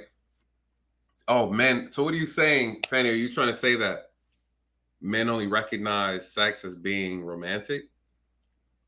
Like, what do you? I don't understand that sexist comment that you just made was very inappropriate, and that's not what I asked you. The simple question is, when did the romance end? Oh, well, for men, they don't. For men, they end it when the sex ends. Women end it when it's a tough conversation. No, ma'am, you're an idiot. You're an idiot. And there's a difference between a man who actually wants to be with you versus using you for sex. And I would have just said, well, ma'am, honestly, there's a difference between a man who just wants to sleep with you and a man that wants to have a relationship with you. Looks like he just wanted to sleep with you. Is that what you're saying? And when you realized that wasn't what you wanted, then you had a tough conversation. Seems like you were too simple-minded to realize the situation you're in. You guys, listen, I would just throw her stupidity right back at her. And I would call her out. I would say, that's sexist. See, and people think that talk or that type of talk is supposed to be empowering. It's not. It makes you look retarded. All right. So this was completely crazy. She said something else. I want to share this one, and then I want to bring some people up if you want to come up and give your thoughts. I'm gonna put I'm gonna do a little clip of Nate Wade because I want you to hear how Nate handled his situation. And this is what I'm talking about in reference to this inability to recall events that should have been very, very, very, very straightforward. Let me see, view this tab. All right, check this out. We're gonna play. Let's talk about Tennessee. You booked a cabin in August 2023 and paid for a cabin in Tennessee. That's when you paid for it. I don't know when the trip was. Can you tell us about that? August of 2023. You booked a trip for $1,481.54. Are you asking me, did I take that trip with Miss Willis, or are you asking me? First, I was just asking you to acknowledge that. See what I'm saying? Sir, did you book a cabin in August of 2023? You guys, you know what the year, you know what today is? This is it's February 2024. Okay. August is the 8th month of the year. This brother is, how many cabin trips do you go on, Wade? She simply asked, did you book a cabin in August of 20? Y'all, last year, right? We're talking 5 months ago, right? 8, 9, 10, 11, 12, 1, 2, 6 months ago. How many cabin trips are you going on that you can't remember if you did one in August? I'm just asking, just in general, you guys, because here's the problem. Bullshit. Right, we're going to call it what it is. This is, and this is what makes his testimony, this is what makes Wade look not credible either. Again, you guys, it's not about their relationship. It's about how they danced around and tried to deflect from the truth. It's about them not wanting to be transparent. It's about their inability to show a level of integrity, right? What I will say about Nate, that he was very professional on the stand, regardless of how people came at him and the questions that they asked. He was very professional. Now, his answerings there were some things he said that were misleading. Cool, we get that. The boy was slick, though. Someone said slicker than some snake oil. He was smooth on the stand. And he made you believe, if you weren't paying attention, that he actually knew what he was talking about. And if you weren't paying attention, you would believe some of the foolishness that he said. But ultimately, I think Wade did a good job on the stand in reference to him just answering questions. But clearly, you could see how disingenuous a lot of his answers were. You can see that he failed to answer certain things. He wanted it worded. Sometimes the attorneys had to trap him into the truth. You know, right? They had to rephrase the question 8 times before him to just admit it, because he didn't want to admit a lot of things that were being asked of him. And so it wasn't a good look for him either, right? Because again, you guys, this starts to bring into question a person's integrity and their ability to be transparent and their ability to just be confident in what they did. My thing is, if that's what y'all did. But the reason why you want to dance around the truth is because you know that there was some form, you did something you weren't supposed to do, right? And you don't want to take ownership. And so because of that, you create a narrative and you try to sell that narrative to the people. And again, the problem is, the big problem here is, Wade is not being questioned by just regular people. He's being questioned by other attorneys. So the problem with this is when you have other attorneys know how attorneys act. They know how to maneuver around questions. They know how to frame questions in a way to trap you in arguments. And they know when you're bullshitting, right? Because they also do the job too.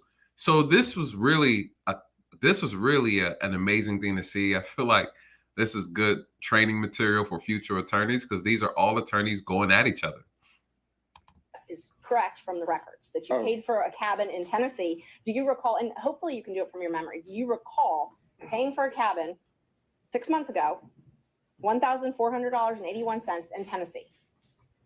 Look at where are we now? What page is that? I'm just asking from your memory. Where are you now, sir? This is what I'm saying, you guys. This is crazy. In August. If he's going to be asked about a particular transaction, then You can answer whether he remembers or not. Mr. Wade, I'm not asking you to go through 1,000 pages of records. I'm asking if you remember paying for a cabin 6 months ago. Look at his eyes. Well, that's a liar right there. You remember booking a cabin? I booked lots of cabins. That's fair. Did you go to a cabin? Purposely, what he's doing is he's purposely being defiant. And what I noticed about Wade made her work for an answer. He made her work for the truth, right? Like Wade was like, I'm not going to just cooperate. I'm going to be as difficult as legally possible on the stand. If you don't ask me the right question, I'm not telling you a damn thing. That's Wade's position, you guys. That's his whole position through it. And what made it cringe to watch was, again, because if you didn't do anything wrong, right? And if you feel like someone is making a bigger deal about something, then that's okay too. You answer appropriately. But when you come off like you're trying to hide something, all I'm saying is it doesn't reflect well on your character. So I'm not saying he doesn't have a right to be mad. He doesn't have a right to want to be reserved on, personal information. I'm not saying that. Unfortunately, guys, it's not about what you do, it's how you do it. And I just believe that the way he decided to attack this situation, it made him look deceptive.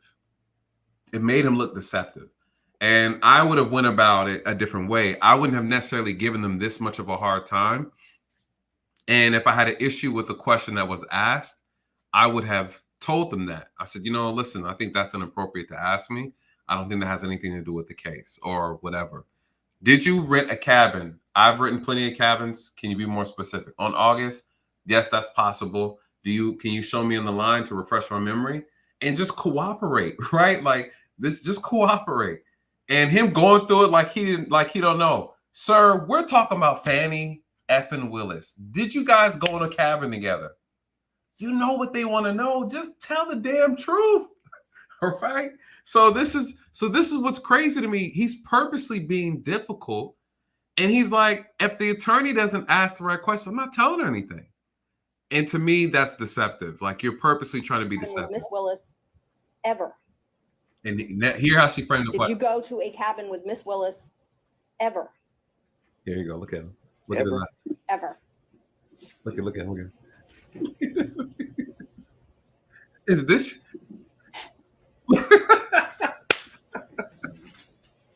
He is a character. Have you ever taken Miss Willis into a cabin? Watch this. This is wild, you guys. This is wild. You've never gone to a cabin with Miss Willis? No, You ever gone to Tennessee with Miss Willis? yes, Okay. When was that? that was I bet you're gonna say August. around 2022, early 2022. Early 2022? Okay. It was a day trip.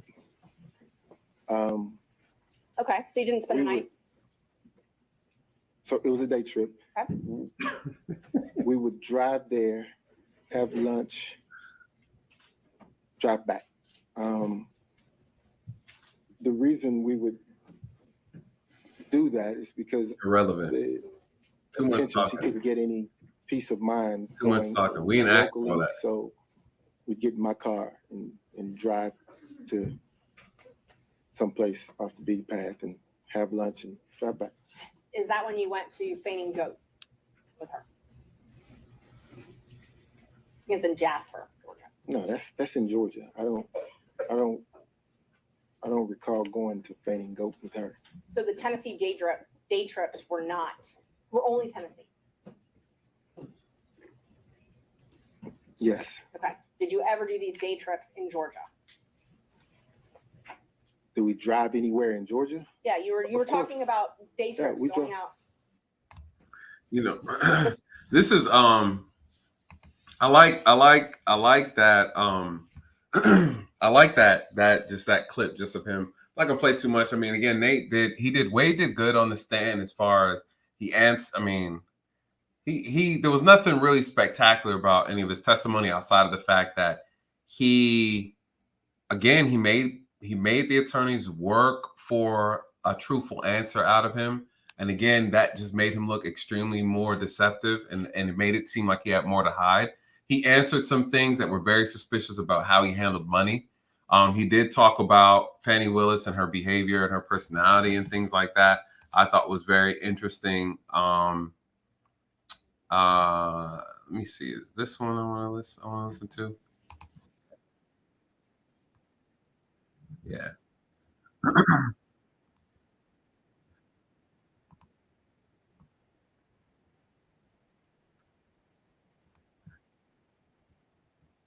In May 2023, when you were asked if you had if you'd had any affairs, essentially, and you said none. That's correct. Okay. So in May, you said you had not. In May 2023, in the divorce case, you said you had not had a personal relationship, an affair, a romantic relationship with anyone. That's correct. But you told this court in the affidavit that you did have one that started in 2022. So that would have been ongoing. Look at him. So here I think there's a distinction. No, there's not, Would allow sir. me to explain. Yeah, let's hear it. The interrogatory asked the question during the course of your marriage. Or to date. It actually says. I'm going to request that the witness be permitted to answer. Mr. Wade. So my marriage was irretrievably broken in 2015, ma'am, by agreement. My wife and I agreed that once she had the affair in 2015, that we'd get a divorce. We didn't get a divorce immediately because my children were still in school and I refused to allow them to grow up without their father at the time. So we waited. We waited until the youngest graduated and we dropped her off at college and then filed for the divorce. So if you're asking me about the interrogatory as it relates to having the 2022 relationship with District Attorney Willis, I want to say, because my marriage was irretrievably broken, I was free to have a relationship. So the question though was if you had had a relationship. And in 2023, you said you did not. And that is different than what you said in this affidavit, correct? No, ma'am. I said during the course of my marriage. So in So you believed it 2015, too. Let him finish, Mr. Merchant. So in 2015, my marriage was irretrievably broken. So I did not have a relationship with anyone during the course of my marriage. And in that interrogatory, they asked you if you had any receipts for travel with someone of the other sex up until the time you were answering it. Is that correct? So basically, And you said that you didn't. You've already testified to that earlier. But in this affidavit, one of the cool things about Wade's testimony about his marriage, again, I said this earlier, his whole point was that, listen, we had according to him, right? And ladies hear guys say this stuff, oh, we're still married on paper, but we sleep in separate rooms, right? Like that's the thing people say. But legally, you're still married. And so what Wade is saying is that, hey, listen, we are emotionally divorced, but we are legally married. And so technically, because of that, I wasn't cheating. And technically, because of that, I didn't lie on this document that I sent the court. And there lies the problem, because you knew what the court meant when they asked if you were married, sir. Legally, you're still married.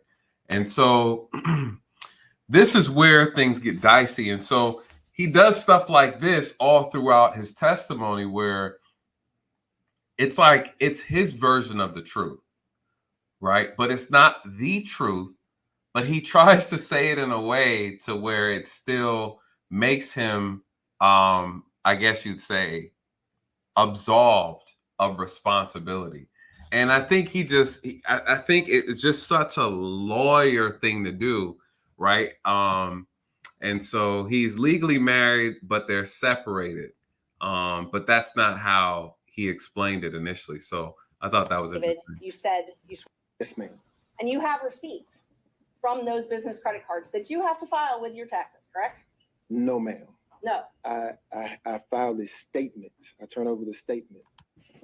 I mean, The nature and extent of the relation. That question. And that's what I asked when the first time he spent the night with her was. That's what I asked. That's a different question, isn't it? Okay, so again, this attorney wasn't good. so you were appointed in November of 2021, Yes, ma'am. and your relationship started early. What's early? January, February? Around March. Around March. But you two met at an October 2019 judicial conference, correct? Yes, ma'am. And describe your relationship at that point then. Which point? Standing outside, who was a friend of mine. 3 minutes, 2 or 3 times. She would have questions, a private law practice at the time, and I'd already had mine up and going. And I'm sorry, perhaps A month. How often you think you spoke with her? On the more detail. often. I mean, we didn't talk as much, obviously, because she was busy full-time. That I'd gone through the election process. You can continue. Yes. So sometimes it would, be brief conversation, but I want to get to the part where yes, ma'am. And you have receipts from those business credit cards that you have to file with your. This goes over here. Here you tax. Did not have anything. I had no receipts, ma'am. Semantics between in let's see special counsel, and that you never cohabitated with Will. Again, during the course of my marriage, You used your business credit card for. yeah, and that was another thing too. I'm gonna go back to this with Fani describing her relationship.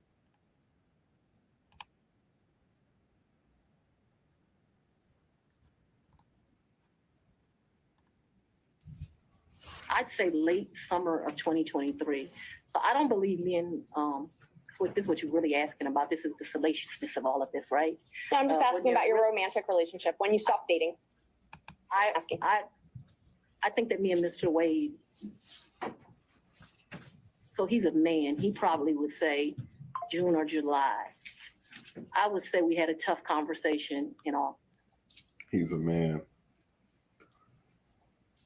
So that men in relationships at the end of physical intimacy, women in relationships when that tough conversation takes place. And where, when did he come to, I guess, the condo? I'm not sure what you called it, condo apartment. Would he come and stay at that condo or visit you there? I'm sorry, visit you there. What condo, what apartment? I want to be clear. So not your house. I know you classified one as house and one as condo. So I'm trying to use those terms. So but there's been more see, what you don't understand is because of this case, I got to move. And so Ms. Merchant, if you could ask a more precise question. Yes, please give me the time period. that we're Mr. talking Wade about. visit you at the place you laid your head. When? Has Why? he ever- Why does it matter, right? Like when, here's the problem with Fani right here that's making her look bad. Again, has Wade ever slept? Have y'all ever slept in the same bed together in one of your residences, whether it's a condo or your house? Has he ever been to one of those and he slept overnight and that's it? Fani's saying, when? Can you give me a date? Can you give me a time? Ma'am, that's irrelevant. The question is, has it ever happened? I'm asking you, has he ever laid his head on your pillow, lady? It's just that simple. She is being combative for absolutely no reason because she's upset. She's upset because she's in this trial. She's upset because she didn't have to go on the stand. She chose to go on the stand. But again, the problem is she wants the attorney to really fight to get the answer out of her. Because I think what Fani realizes that the attorney's, she's not prepared, right? And one thing I noticed about this, the attorney was so ill prepared to deal with Fani Willis. She didn't have the proper information together. She didn't have good questions together. And it seemed like she was just grabbing straws. The attorney was grabbing straws, trying to see what Fani was going to admit to, not knowing that she was not going to be able to handle, one, her attitude, two, her jumping back at her, lashing back at her on the stand, and then not having the support from the judge. So I think the attorney she was taken off guard. I think she was just thrown off guard. Her game was off and she was confused and she was drowning. And Fani had her backpedaling. Why? Because she's not used to, well, is Fani her boss? I don't know. I don't think so. Because this girl is an attorney hired from Trump's camp. So I don't know.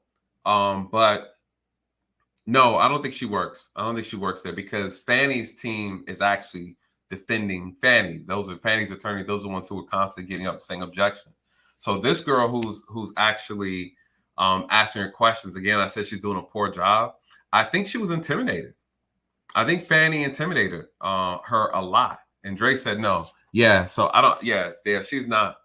But I think Fani intimidated her. I think Fani's energy and her aggressiveness on the stand, I think it really threw her off and her not being properly prepared. And Fani's looking right in her face and she's like, yeah, okay, whatever. She knows she's Queen Bee in the courtroom, right? She knows you in Fani's house and Fani's acting like you're my house. You're my house. I run this shit. And Fani made it known. And granted, there's a multitude of ways you can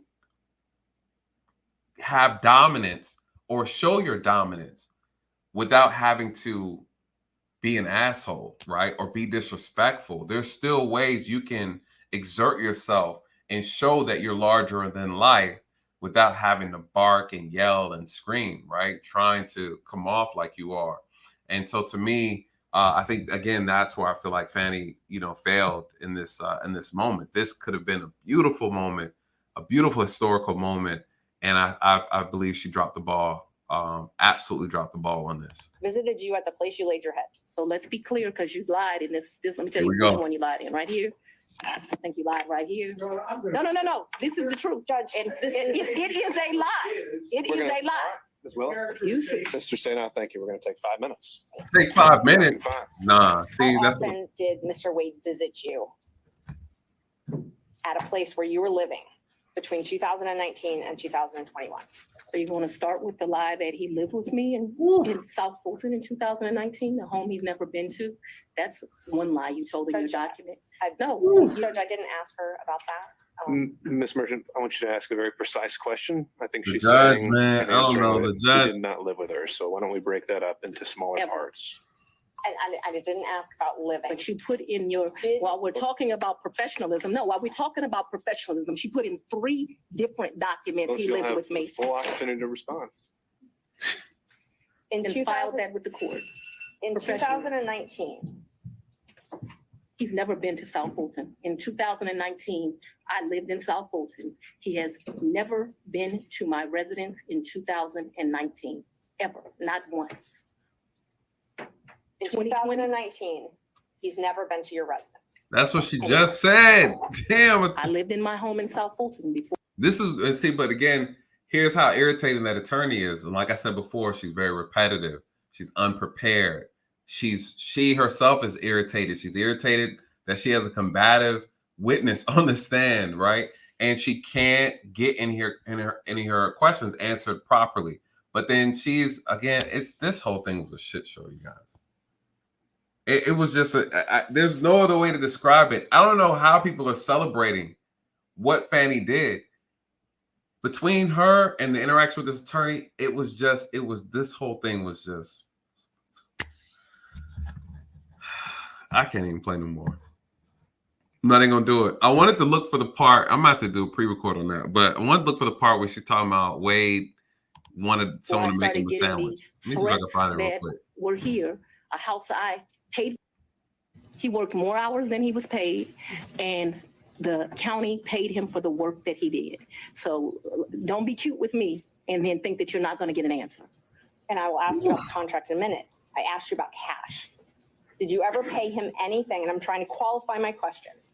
I'm not talking about the contract with Fulton County that was paid. I'm not talking about that. I'm talking about outside of that. Did you ever pay him anything other than cash? I've only given him cash a few times in the course of what we're talking about. So you've If never we used would your go to credit card? dinner, Let her finish her answers. if we would go to dinner, I wouldn't give him cash because he paid for dinner or I paid for dinner. Make sure that we're clear that for the 2 cruises. Judge, and that's I the asked if cruise she gave plus him written Aruba. proof. We're not going to talk over each other. Ms. Merchant, she answered your question, so we can ask the next question. Ms. Willis, Ms. Cross will have plenty of opportunities to let you clarify your answers when it's her turn. Thank you, Judge. Knowing your role as district attorney, you know that public funds are scrutinized and money is scrutinized and things like that. You understand. I'm sorry, go ahead. You understand you're under a microscope. You have reporting requirements, all of those types of things. You have no record other than your testimony of the money that you've given Mr. Wade. You've already asked that question. Let's keep going. Come on. When you took office, you had a tax lien of $4,600. Did you pay that with cash when you made that tax lien whole? I probably paid through however you pay. Okay. So, but you were saying that you had amounts of cash. You still had that lien in 2022 when you were dating Wade and going on these trips. So the cash that you gave him, that could have been used to pay this tax lien off? You gonna tell me how to pay my I'm gonna bills? object. This is not relevant as it relates to why we're here today. Ms. Merchant, are you trying to establish? The judge is like, the judge is like, he don't even hear the shit that's coming out of her mouth. You gonna tell me how to pay my bills? Oh my God, you guys, listen. Moderator, if you could drop the link, you guys, if anybody wants to come up and give their thoughts, I'm curious to hear what you guys think. I don't know where the timestamp is for this section of her foolishness of what she said about Wade and fixing her a sandwich. In some way, I have to see if I can find that. I was telling people, I don't really run for DA. I don't want to run for DA. I'm in a good position right now. I got this easy job that I enjoy. True that the authors also wrote, and you can dispute this if you'd like. Into this condo, ERT condo. Right. Up that 50,000. You know, when up that 50,000. Because where you put the tab, so that's where I read. Pay your own bills because of your clients couldn't pay their bills. Understand that comment. I had a district attorney who had been here for 24 years. People, no, it's very relevant as to what my mindset was about this. So I'm trying to answer your question. So what I was saying is tailored solely to finance. Right, but it is about my finances. If I didn't, nobody put me in the seat. So I had already run for office once. I had spent $50,000 of my own money running, and it was vamoose, nothing. And so when I'm talking to those offers, I'm talking about the contemplation of the sacrifice of the run, not the sacrifice of once you become DA. The odds were against me. I was likely going to lose the election based on who I was running against. So that needs to be in the appropriate. Oof, I can't. I'm sorry, I can't do much of Fani Willis. You know, I'm gonna leave it at that. I don't know where the clip is. I'm gonna find it though. I'm gonna find it. I'm not gonna overdo it tonight. I just kind of wanted to get this off my chest. But she said a couple things that really bother me, and there was a lot of lies. There was a lot of lies, a lot of deceptive talking points, and it just comes down to why. Why do you guys feel like you need to not be transparent? You're under a microscope. You know what it is. You've messed up. We all agree that what you did was unethical and how you went about it. Cool. Then let's just call it what it is. The most appropriate thing would be to actually step down and maintain that level of respect to the public and also to the office. And she says she's not going to do it because her ego is not going to allow her to do it. Why? Because she is Fani Willis, who's going after Trump. This whole thing is about, I'm going to go after Donald Trump, and they're just using this to take me off of the case. In reality, no, ma'am, you kind of took yourself off the case. You actually put yourself in a position to get disqualified. Nobody else. No one framed you. No one put anything, I guess you would say, out there salacious. Well, I mean, they've made some statements about her that probably weren't accurate.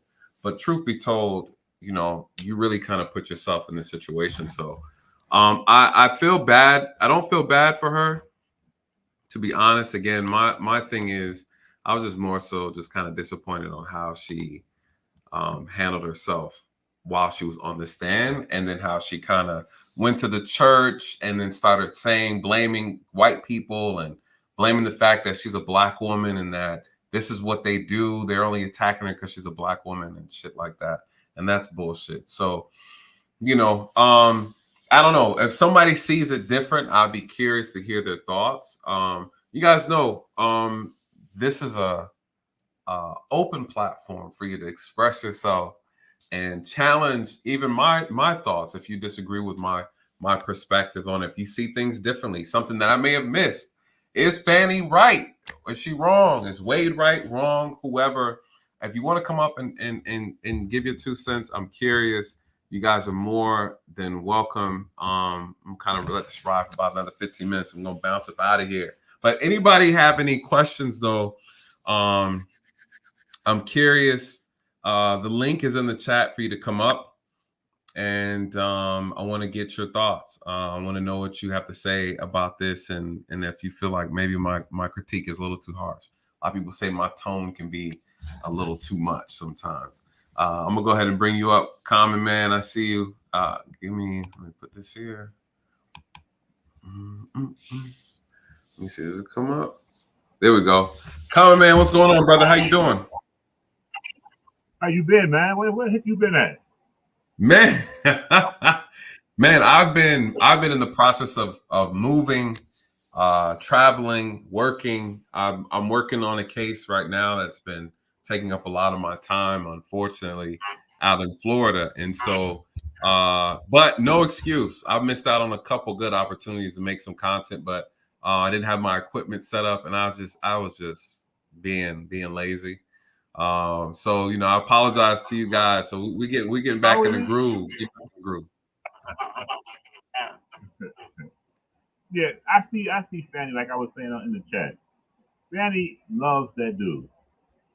She loves him.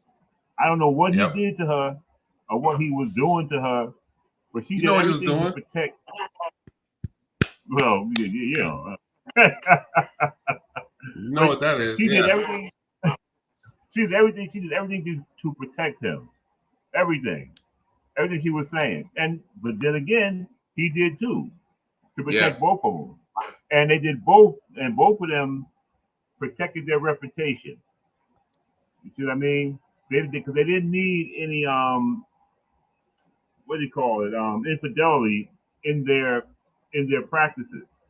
You see, because if they get caught with infidelity in their practices, even though Fani wasn't on trial, if it's witnessed, as infidelity, then she can always be questioned, no matter what she says, because it'll prove that she's not honest.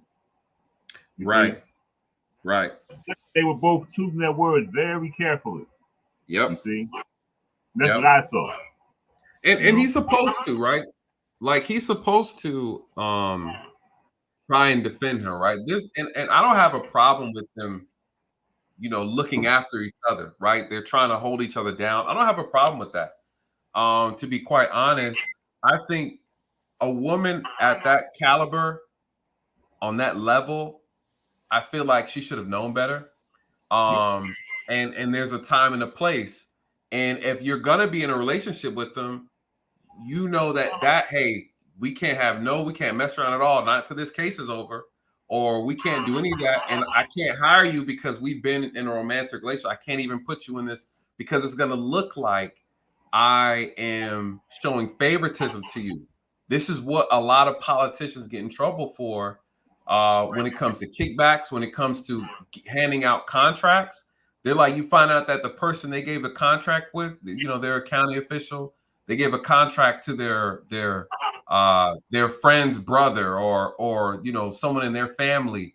Now they're getting this government contract. You got people going to prison behind doing that stuff. So yeah, because it looks like you gave them favoritism over somebody else who was qualified. And that's what this issue is about. And people are trying to say they're trying to take her out because of this. No, she made a mistake, and she's not even owning it. And look at the amount of money that the taxpayers put into them, trying to prosecute President Trump. Yep. See, they wonder, why'd you pick him? Why is he getting all this money? Right. That's what they're gonna ask. You know what I'm saying? And especially when he didn't deserve it. According to what I've been listening to, he didn't deserve that much money so quickly. You see, and they want to know. They want all that information. Now, Fani, let's face it, man. She hit the wall. He's like her last shot. The last. Let's be fair, because that's honestly, man, between me and you, right? You know damn well when this is over, she ain't gonna get another dude. She's not like the one she got a younger man too. Nope. She ain't making that kind of money. Making that money. Making the quote unquote 6 figures. You know what I'm saying? She'll never find another one. So that's the other reason she was protecting him, and that's the other reason that she's trying to stay in his life. It's like you were saying earlier in your broadcast. She's gonna call him and he's gonna say, "Okay, babe, I'll be okay. All right, we'll talk about when I get over there." Yep. And he'll hit it again, no matter how much trouble it is right now. I don't know. See, it's true though. It's true. And what was interesting about that whole situation is that, again, she remembers romantic details, right? It was his 50th birthday. I did it big for him, and we went here and we went there, and I made sure he was taken care of. I paid for the whole thing. Yeah, that says a lot. And on top of that, she talks about how they had disagreements about he wants a woman to make a sandwich for him. He said, hey, a woman can't do nothing else for him but make him a sandwich. So right then and there, what it says to me is they had conversations about what type of woman he's looking for and what he wants out of her. And she's like, I'm not that chick, But I guarantee you she made that sandwich. That's what my homeboy said the same thing. Huh? My friend said the same thing. We were talking about it. He said the same thing. He said, I bet you she made that sandwich. Yeah, that's funny. I guarantee you. Because even she was saying, I ain't gonna tell me what to do. I'm gonna do it this time, but I ain't gonna do it next time. Right. And that's the type of personality she shows. You see? Because you can tell she's her testimony shows that she's upset, but not upset with the case that she's in right now. Right. She's upset that the dude left her. And I think when she pushed herself in that court, because she didn't have to be there. Correct. You see, when she pushed herself in that court, she wanted him to see her. She wanted him to see how she feels about him without saying it. You see what I mean? And that's what I saw it. Maybe I might be wrong, but I think I'm right. No. You probably right. My homeboy said the same thing. He said, nah, She fixed that sandwich. But the fact that she brought that up on the stand, to me, I thought that was very telling, right? Because though she may have fixed it, there may not have been joy in that, right? And again, if she's saying that the type of woman he wants is like she said specifically, a woman can't do nothing for me, but this, because he's like, listen, I want a woman that's gonna be like a wife, that's going to do, in a sense, cater and be submissive, be cooperative. And he even said it straight up. He said, nah, she not with that. She doesn't want to feel like a man is doing something for her.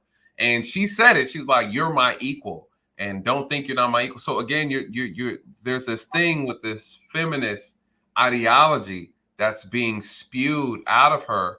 And she's taking that as that's her being strong. But actuality, what it comes off is you're really being difficult to deal with, and so it's interesting. You think they're gonna disqualify her? Yeah, she's this over with, because her attitude. I mean, they found out who she was, but see, she didn't like the fact that Wade took charge when they were in the relationship. Wade took charge. He's her subordinate, but in that relationship, okay, right. He said, I'm in charge. When he told her, you to make me a sandwich. You see what I mean? Right. Let's face it, that's the way it was. Right. And like I said, like we both said, your friend said, she made that sandwich that time. You see what I mean? Right. But she's kind of like, but I bet you right now she'll make that sandwich just to get him over there. Of course. Just to get him over there. Oh, honey, I made you a good deal. I made you a great meal tonight. You know what I'm saying? Come on over. I'll fix it for you. You know what I'm saying? Or something like that. You know what I'm saying? She's not going to go out with him. She's going to make him a meal. She'll cook him a duck dinner or something like that. She better. Because her options are very limited. It's not a lot of men she's going to be able to meet on that caliber who are going to want to deal with that level of attitude that she bringing. So it's over. Because come on, man. She showed her attitude to the world. Okay? Now, let's face it, man. What man will ask her out for a date? None. I mean, there might be a simp out there that they'll, say, "Oh, I need a woman like that to control me." But I doubt it. But if they're the type of man she wants a strong man like Wade. You know what I'm saying? But I think she realizes that this is it. You know what I'm saying? If this separates them, it's over. Yeah. And she has no more options. And that's why, like I said, he'll have options till he's 90. Especially with the money he's getting. You know what I'm saying? True. But with her, it's over. Yeah. And I think too, the stress of the job and all that, and the way she talked about how she had to be in fear of living and she couldn't go.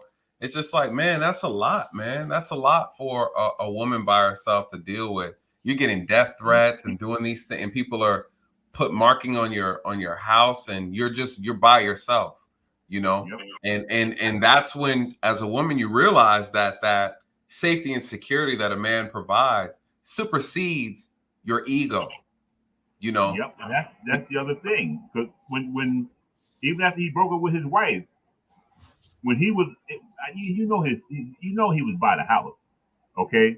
When he was there, she felt safe. Right. You know what I'm saying? But now she's not gonna have anybody ever there. Right. See what I mean? Because it's over for her.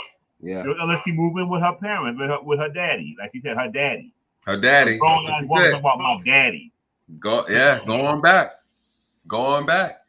She got bodyguards, but regardless, at the end of the day, what women who think like her don't realize is that at the end of the day, you find yourself relying and depending on a man one way or another. You may not need a man romantically, but you're gonna have to hire a man protectively. 911, a man is showing up, right? Your roof caves in, a man is showing up. If your plumbing don't work, guess what? A man is showing up.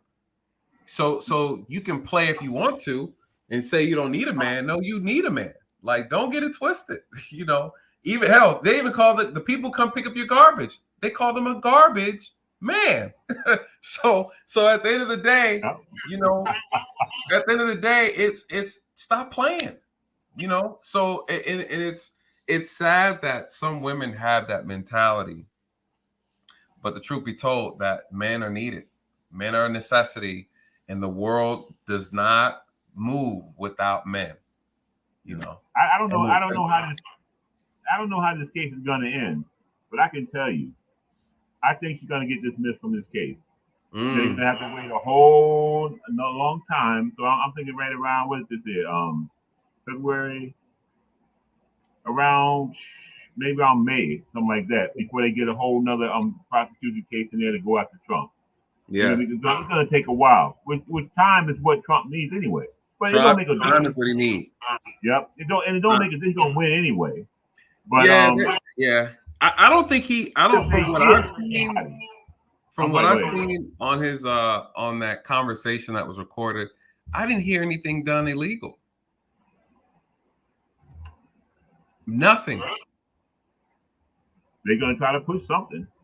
So they're gonna try to push something, and that's what she was trying to do. She was trying to use the and then Trump couldn't do anything because Maxine Waters had already labeled. I mean, when she first said he was a racist. I used to live 15 minutes away from Trump Tower. Central Park, the whole 9 yards. Trump has never shown himself as a racist. Now they talk about when he was back in the 70s. Yeah. When they wouldn't allow some black tenants in buildings. Okay. That's the way it was then. I know because I grew up doing that. I'm older than you. I guess you know. Those are my grades. Anyway, I know that's the way it was. But they never say about how the Trump Foundation or the Trump organization built low-income apartments for people in the South Bronx. See, they never say that. And Trump and Trump being the man he is, you know, he'll never ever put that out to say this is what I did for black people. He'll never do it. He'll never. He got a homeless woman living in Trump Tower right now. She snuck in there one day, about 4 years ago. She snuck in there. She went in the room, and you know, I guess she was like on her last leg. So I mean, I guess she was like taking that last step. She said, she said, screw it, I want to die. I'm going to die here. Okay, the maid came in. They called the cops. The cops called Trump. Trump said, leave her there. Trump said, give her 3 meals a day, change your sheets every day, and send her a bouquet of flowers every day. Every day. See, but you never heard of that, right? You never heard of it. Yeah, there have been a lot of people who've had similar stories about acts of kindness that he's done against, shown against, a lot of different groups. And I think, two things can be true, right? Like he may have handled something wrong, or he's rude, he's an asshole, he's this. Like I agree with all that, but I think when people start throwing the word, he speaks his mind. Yeah, he does. Trump is like this, right? All right, it's like Jesse Jackson went to him for money. What's his name? Al Sharpton went to him for money for summer program. Okay, right. Al Sharpton. Trump, he made sure when he was building some buildings down in Manhattan, he hired African American construction companies. He made sure, but he don't say anything about it. He don't say anything about it. Yeah, prior to Trump running, he was loved by a lot of black people, black celebrities. So when people started calling him racist, I was shocked because I knew a lot of stories about him. He's been on black sitcom shows. He's guest appeared. I mean, he's been really so. And again, that doesn't mean that a person can't be racist. But what I'm saying is, there's been a lot of high-profile black people who've been with him, hanging with them, friends with them. But up until he ran, and then it became a problem. So that's why it's so important for people to have their own personal knowledge and understanding, and not rely on what the media tells them. And I've challenged people. I challenge anybody who throws the word racist and racism out. I do it all the time on this channel. You can't just say it because you don't like what the person said and they're not black. Then you call them a racist. It doesn't work like that. That's a real word and it has a real meaning to it. And I challenge people who just like to throw it around in our community. And so because we have a bad habit of that, right? If someone we disagree with that's white or different, and they say something or that's mean to us, then we think they're a racist, and that's not how it works. So you see, Trump is like this, right? Trump is a man of deeds. He is a man of deeds. For example, if you go to his organization or you went to him and say, I don't know, let's say I need to borrow $200,000 to open a store. Okay, Trump don't just give you the money. Trump will tell you, look, I tell you what, if you can raise $20,000 by this time, then I'll give you the loan.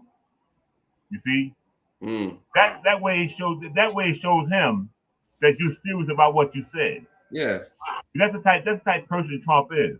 But see, nobody knows. Like I said, he never.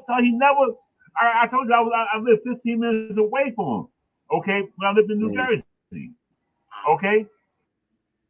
See, that's why so many rappers on the East Coast used to rap about him, because that Trump, we never talked about his deeds. We just talked about the man. You see what I mean? But that's why so many rappers rapped about him.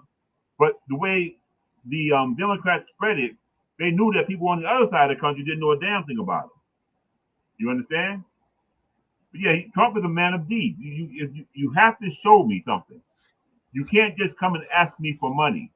You have to show me that you mean what you say. You have to with your mouth. You have to. It's interesting. That's why I always try to bring people back to what the real focus is. You know, because if not, folks get lost in the media sauce. So, but our Common Man, I'm gonna bring up the next guest, brother. I appreciate you coming up and giving your thoughts on this.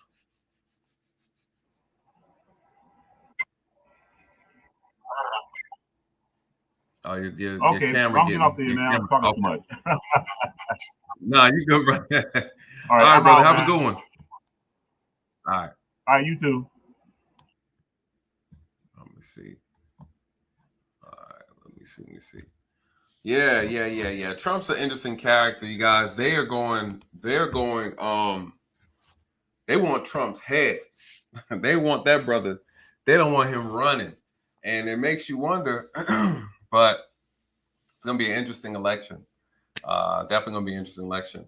So listen, you guys, this has been a very, very interesting conversation. I'm gonna have to find I gotta find that clip with Fani Willis talking about whatever. I'm gonna have to find that. But right now I can't find it for the life of me, you guys. So not gonna worry about it. We're probably gonna do a follow-up on this and find out what happens. I'm curious, you guys, after you watch this, those who are probably coming in later, do you think Fani's going to be disqualified?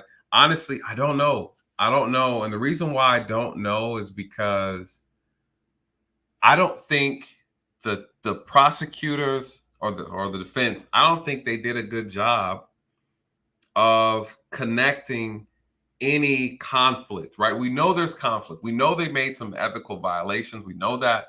But I don't feel like they were able to prove that the ethical violations somehow cause a conflict for the case that they're trying against Trump. But again, like I said in the very beginning, you guys, they simply need to prove that that the optics of it looks like it could be a conflict, right? They don't necessarily have to prove the conflict. They just have to show that it appears to be conflicting. And honestly, it all comes down to the judge, and the judge works in the office with Fani. So then you have that problem, right? So who knows? Who knows? If she gets kicked off the case, it'll be her fault. It'll be her fault. It'll be her fault, you guys. So listen, we're at the 3-hour mark. I'm not going to keep you any longer. Shout out to Julie. She says the perception is all that is required, and he was paid way more than anyone else in the county as an independent counsel. Yeah, I agree. And he's not qualified, right? I think that's the other problem, is that he isn't as qualified to receive that amount of pay. So because of that, you have one, she didn't tell anybody that she had an active relationship with the contractor, Wade. And she's obligated to do that, right? She purposely decided not to do it. She didn't tell anybody. She also didn't go through the proper bidding process, right? She's supposed to actually, once you get a contractor, you find someone that you're going to bring on, you're supposed to get them almost like, think of it like someone voting them in, right? Like you're supposed to get approval. She didn't do that. Number two. Number three, she paid him way too much. And the amount of pay that she paid him doesn't match his qualifications. Another problem, right? And then now it gives this appearance that she's receiving a form of kickback, right? What are the kickbacks? And people keep talking about, you know, the trips. You guys, it's not just trips, it's intimacy. It's intimacy, right? So yeah, you got the trips, but she's also getting dick, right? Trips and dick. Okay, and she's going around the world. So again, shout out to Julie. She's saying it's not just did she, it's the perception, because again, you guys, she's a public, she has a responsibility to the public. So the perception is that she can't be trusted. If the perception is she's doing something unethical, unlawful, if it comes off that way, again, she's held at a higher standard. That's enough to get her removed. But at the end of the day, it still falls on the judge. And that's really what it all boils down to. The judge still has the final say so. Will the judge do it is the thing. We don't know. The judge works in office. The judge damn sure wasn't trying to check her ass while she was on the stand. So that's another problem within itself. Lastly, tracing of the money, right? For this to work for Fani, Fani has to say she paid that money back. So it doesn't look like kickbacks, right? So it doesn't look like she was like, hey, I'll pay you all this money. Shave me about $1,000 off the top, right? I'm going to pay you this much, and then you slide me back this. You guys, people do that in this public arena all the time. It's called kickbacks, right? Doing money under the deals, under the table, giving out contracts to friends and family, and then them paying a little money on the side for giving them this government contract. That's essentially what they think this is. It's like a form of laundering money, right? And that's why Fani's like, well, I paid him back all the time. I paid him back cash. Where'd you get the cash from? Oh, my safe in the house that I keep for emergencies. So the problem is, were they able to prove that she's benefiting from the relationship? If I was there asking the questions, I could prove it. And the first thing I say, she got a romantic relationship. She was receiving intimacy. She was receiving sex. She received a lot, you guys, from that. One could say that my question would be, Wade really doesn't like her. Wade likes what she does for him, right? So there's really no love for him, but in exchange for providing sex and entertainment, she gave him a job. Y'all don't want me on the stand because I will pull it out. I won't pull it out, but I'll pull out the truth. Right? I'll pull out the truth. So yeah, that's what I'm saying. How does she benefit you guys? This is like professional prostitution in so many ways. Right? I'll give you a job in exchange. I need quality sex and I need you to entertain me. I need you to take me on trips and do all these things. I need you to look like my partner. In exchange, you got this job, high-paying job that you're not qualified for. So they said this brother never tried a felony RICO case before, and she has people in her office that have the experience to do it. So why are you outsourcing? I don't know. They said he's never been in a courtroom trying criminal cases as a criminal lawyer, felony level. I don't know. Let me bring you up. This is Malia. Let me bring you up. Hello. Hi there. How are you? Terrific, just like you. Thank you. Yeah. You said some pretty inflammatory things, and Mhm. I'm going to co-sign most of it. Okay. I was just wondering, as a question, not to waste your time, if Fanny was gorgeous, would you have this critique? What do you mean if she was gorgeous? It like I know that she had like for whatever reason she likes to wear items of clothing that accentuate the fact that she's flabby and out of shape. Like she's not well put together in regards to her undergarment game, okay? And Mhm. so you can see that she's bad built, right? See, Mhm. she looks like the type of person that might have to buy a guy. And and and so that's where we are. She had to buy Mhm. a guy, okay? And I'm just wondering, considering my bias that men are visual, Mhm.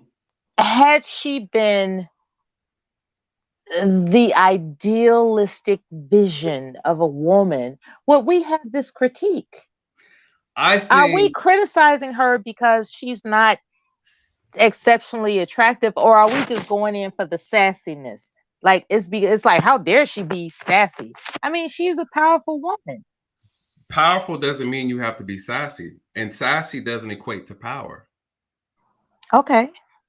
You see what I'm saying? So my problem is, why do some women think that being sassy is a form of expression of power?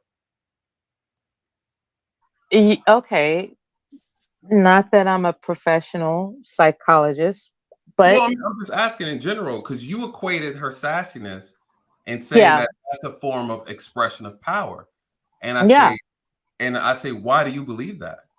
I would say that there comes a time when you're playing in a man's ball field that Okay. you adapt their attributes, Okay. and it's necessary to put just to carry those attributes, So you're saying a because you're man, are you saying that man. If she sassiness? was a man, right, it Mhm. would just be another story about a guy manipulating a woman. But because it's a woman manipulating a man, it's a big deal.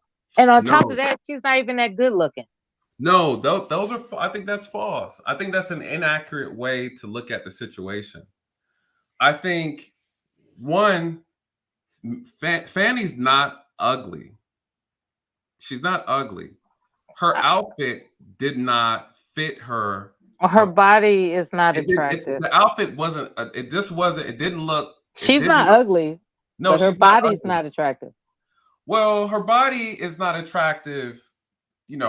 Okay, we could say that, but there's outfits that she could have worn that would have looked a lot more professional, in my personal opinion.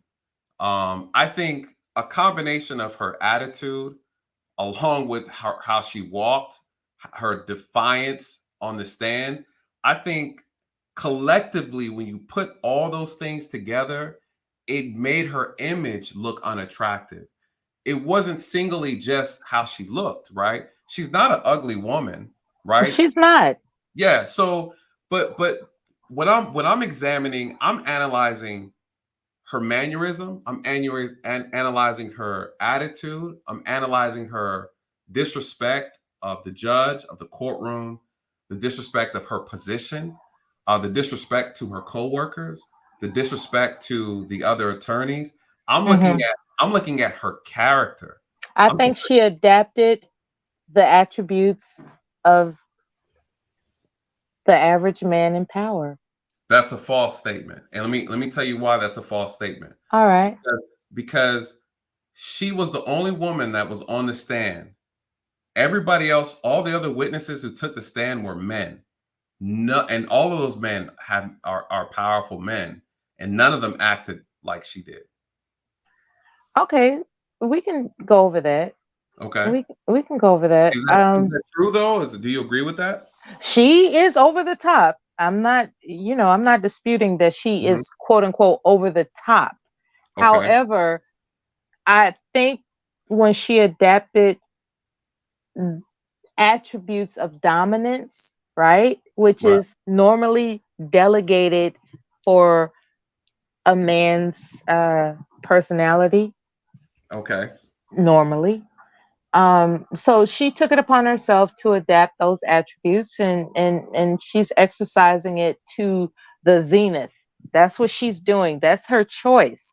Okay. Those men that, you know, were witnesses on the stand, they are probably concerned about being scrutinized, and they just held back. I don't think it's not within them to be exuberant and over the top. I think they just chose to hold back because they saw her display and they said, that's what I'm not going to do. And I That's, think they made a choice to hold back. so But they're capable of doing just what she did. They're capable of that. But no one's saying, well, we're all capable of doing a lot of foolery, right? Like, that's the problem. The problem is we're all human. We're all capable of doing things we have no business doing. That's not what's in question. The question is, do you have the discipline and the professionalism to keep that in line? Do you have the emotional control to keep that in line? We all, when people ask us things that are crazy, inappropriate, and we got to get on that stand, like I said, I respect. Wade got on the stand. He was asked the same type of questions. He was the same pressure, the same everything. And even though you could see he may have been frustrated at times, he still maintained decorum. Regardless of you're a woman in power or a man in power, or you're a peasant without power, there are rules of engagement. There are policies, there's procedures, there's ethics. And then in the courtroom, as someone who has been an attorney for years, who has the experience, her father was an attorney, right? This isn't someone who just got out of law She school. knows how to She doesn't know behave. how to It's just act. that she didn't want to behave. She just Correct. didn't want to do it.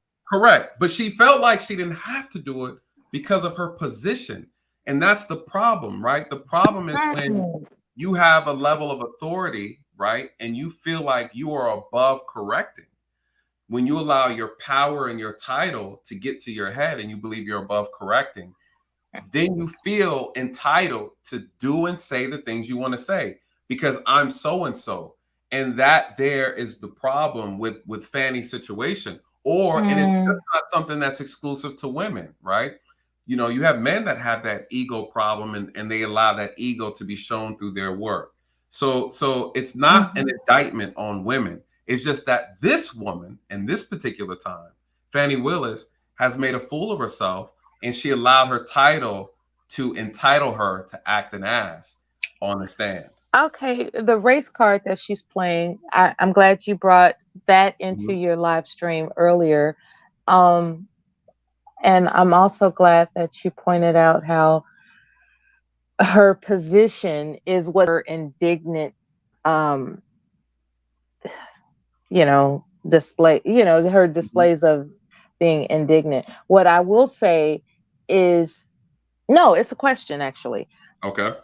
Did she ever say, this is a travesty? Did she ever say that? Because a lot of egomaniacs, they actually say she's portraying, how dare you, you know, waste my time with this spectacle of a courtroom indictment, you know, how they display that. But did she ever say that? Did she ever say, I don't, as far as I'm concerned, you people, like, did she bring up the you people? Did she, you know, did she make You mean a certain reference statements? I'm sorry, what? No, I'm sorry. I was saying, you mean a reference to making it about race? Yes. Well, I think not on the stand, but she's inferred a lot about being a black woman. Inferred. Right. And when she was in the church, right? When she was in the church, she brought up race and said, this is what they do, right? A black woman picking a black man. Now everybody has an issue. They scrutinizing him. When if it was a white person doing it, nobody would care. So she did, outside of that court, she did bring it up and made it about race on Oh, I thought she did it in the courtroom. in the courtroom. What she did was she implied she implied race into some of her arguments. And so no, she didn't say that directly. What she did make a statement about is when she said, I'm not on trial. This is about, this group trying to steal the election, right? And she was 100% correct that she's not on trial. So don't come here trying to interrogate me about stuff about my personal life because you guys are being too intrusive. And she's 100% correct.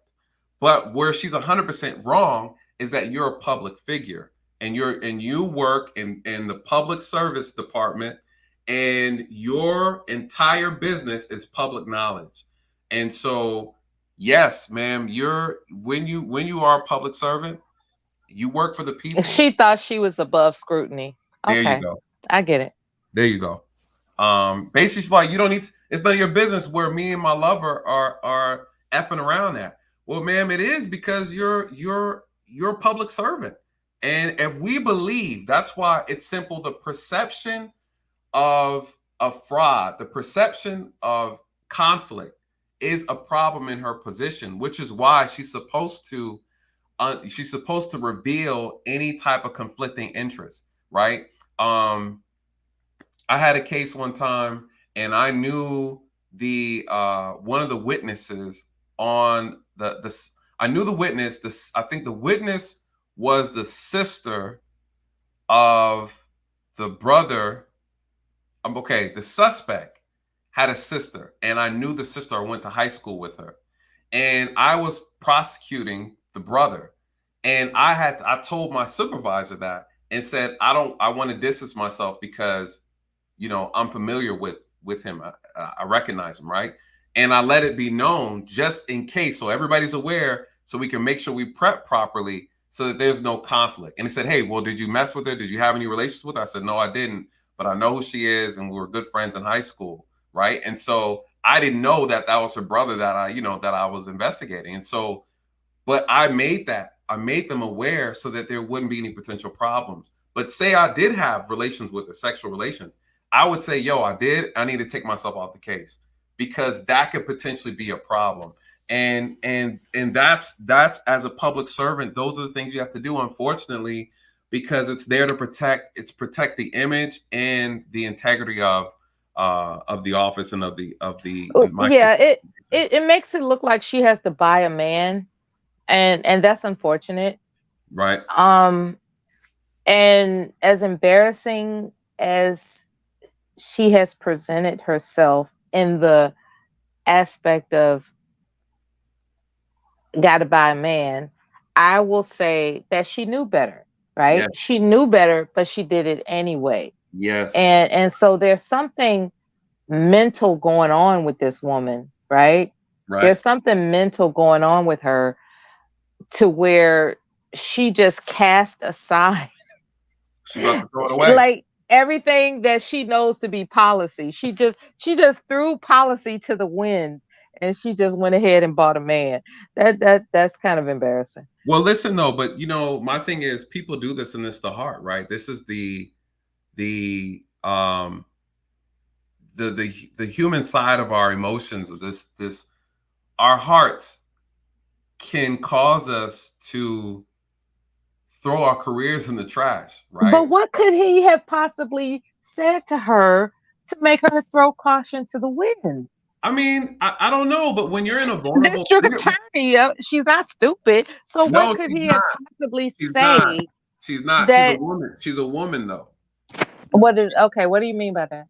Because she's a woman, she's vulnerable to whispering in her ear? Yeah. Absolutely. Oh wow, I'm done. Don't be done. Don't be done. Don't be done. Don't be done. You never had a guy sweet talk you out of your drawers before? No. See, it's hard. Everything I've ever okay, to be candid, when I was in between marriages, right? Okay. I was exploring. I wouldn't consider that being talked out of anything. It was my intention to explore options until I met my current husband. Okay. That was my intention. So, Okay. so to be talked out of something means that you have a mental problem. No, I wouldn't say mental problem. I will say Fani kind of revealed a lot of stuff. She said there was a year, and this is not me justifying, because I don't justify no grown adult, but I'm listening to her explanation as to how she got into this situation, how she was willing to risk it all, because essentially, and men do it too. Men risk it all the time over women, right? We see this all the time. All the time. So risk it all. We got men in prison right now risking it all over some box, right? We can agree on that. And in this situation, she's talking about, hey, there was a year, it was a very dark time. I'm by myself in a home. I had to leave my home because they're threatening my life. I had to bounce around. I had to have security. I was lonely. I spent my 50th birthday. She said I spent my birthday by myself. So she's talking about being lonely. She's a lonely woman. She's miserable. She's not happy. She has all this power. She has money. She has no man. She has no husband. She's not happy. And so she meets a guy who's smooth. He's suave. He's chocolate. His name is Nathan. Shout out to the Nathans, right?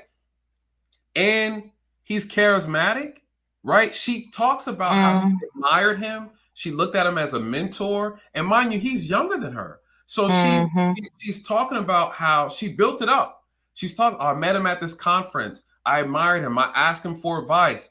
I was running for this office and he was giving me advice, coaching me. He's sweet talking to her. Listen, you have women who go to the gym and they're trying to lose weight, they're working out, and they're sleeping with their damn trainer. Why is that, right? I had a case with that before in big domestic thing, but I didn't understand how this happened. The chick's married. She's effing this guy.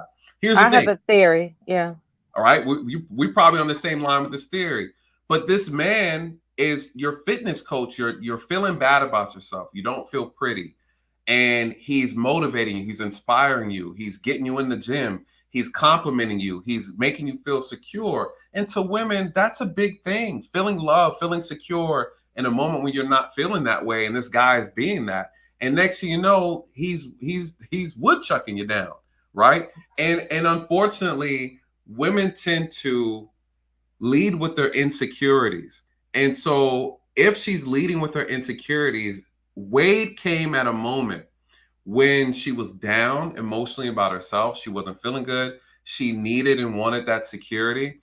And Wade was there. And not only that, he's established. He's a man of status. He checked all the boxes. He checked all the boxes. And guess what? He got his own money. He's not needing her money. And again, so, I think what he told her is, you need a real man in your life. Okay. You need, I think he accentuated on using the word need. And I think it programmed her. Because this is what I want the audience to understand. Okay. There are words that are so subtle that, it's like they just slip in to sentences. And before you know it, you have an affinity for this individual. It's like, well, you need this and you need this, I'm serious. Is that how your husband got you? To be honest with you, he got me through humor. He encaptured me in a time that was I was in despair, and he introduced he introduced me to Christ. Hold on. He introduced me, I'm not saying that I'm religious like that. What I'm saying is that he told me something that I could relate to, but I've never heard before. And that's what I'm getting at, right? There comes a time when you're questioning, what's this all about? Like, am I supposed to just be a flight attendant? Am I supposed to just take care of children? Am I, what am I, when you go through a period in life of what's it all for, and that particular person tells you something that you can relate to and the vibrations of your spirit, but you've never heard it put that particular way, it's captivating. Damn it. It's captivating. And I'm not saying I'm giving her a pass for junking it all off. I'm not saying that. What I'm saying is that I would think that he gave her the perception that he was going to accept her no matter what, in quotation marks. And I think that's what captivated her. That's what I think. That's a possibility. And I think she talks about, I think there's two parts of this thing when we talk about relationships. And this part with Fani, she brings up on the stand, I couldn't find the clip. I'm going to do a video on it though, because I think it's worth talking about, is when she says, Wade said he doesn't really need a woman to do nothing for him, but make a sandwich, right? Like he got money. He doesn't need your money. But would he want a woman that can, do things that, be submissive? Domestic, not submissive, domestic. Not submissive, domestic. Why not submissive? Why not submissive? Are you submissive to your husband? I'm cooperative. Well, isn't cooperative the same as submission? No, because submission does not give you a choice. Cooperation gives you a choice. There's a difference. Okay. Yeah. There's a difference. Let me say this. Are you Christian? Yeah. Try not to be too excited about it. You're like, yeah. I got a story about my first husband, so that's why I said it so softly. I understand. I respect it. I would say, to your point, you're correct. But from a biblical standpoint, submission is not, the Webster Dictionary submission, right? So I think submission from a biblical standpoint is about cooperation. It's about respect, and it's about acknowledging that your husband is the leader and the head of household. That's the submission from a biblical standpoint. And so that's why let me just switch that definition from that to submission is not, from a biblical standpoint, that a man is supposed to rule and control you and you have no word, no say, no power. That's false, right? So simply put, a submissive woman biblically is a woman that's cooperative, a woman that's supportive, a woman that's a helpmate to her husband. And again, and also men submit to the women too.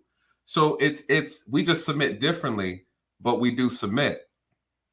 So you're cooperative. I believe in leadership. And that's all that's important. You let your husband lead. He wouldn't have married you if that wasn't the case. So you submissive, boo. You submissive.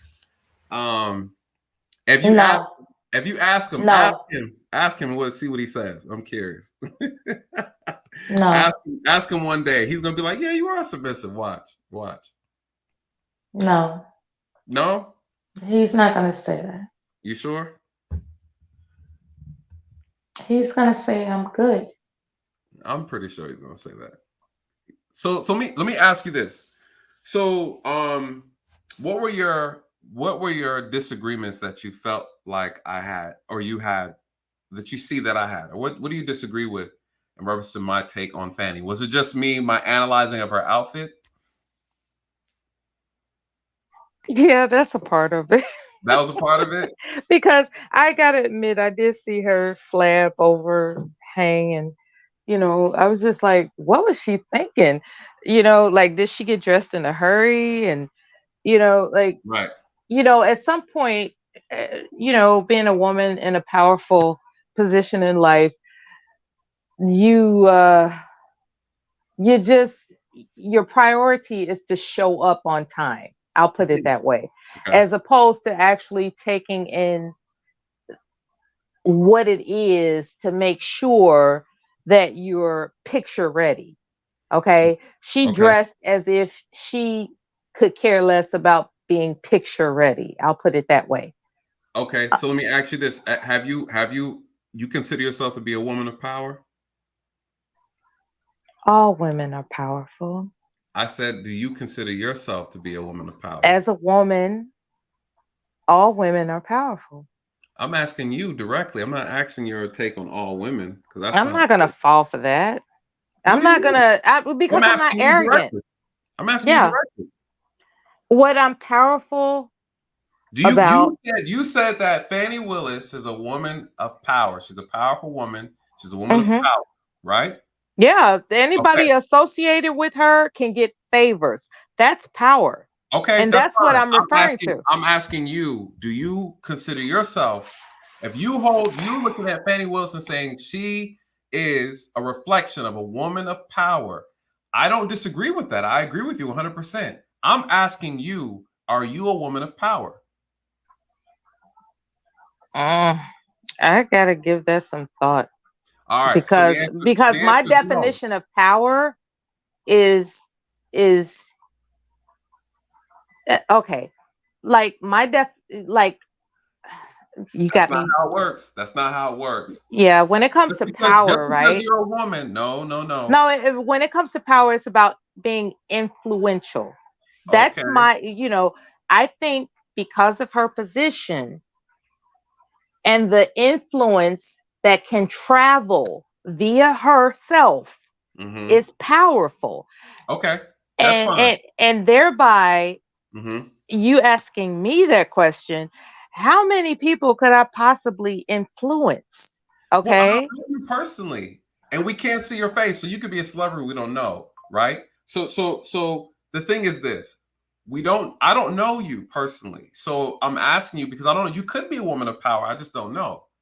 But your response earlier was that all women are women of power, and that's false. That's a false statement. That's not true. But women raise children, man. That is, and there are women who are bad at it.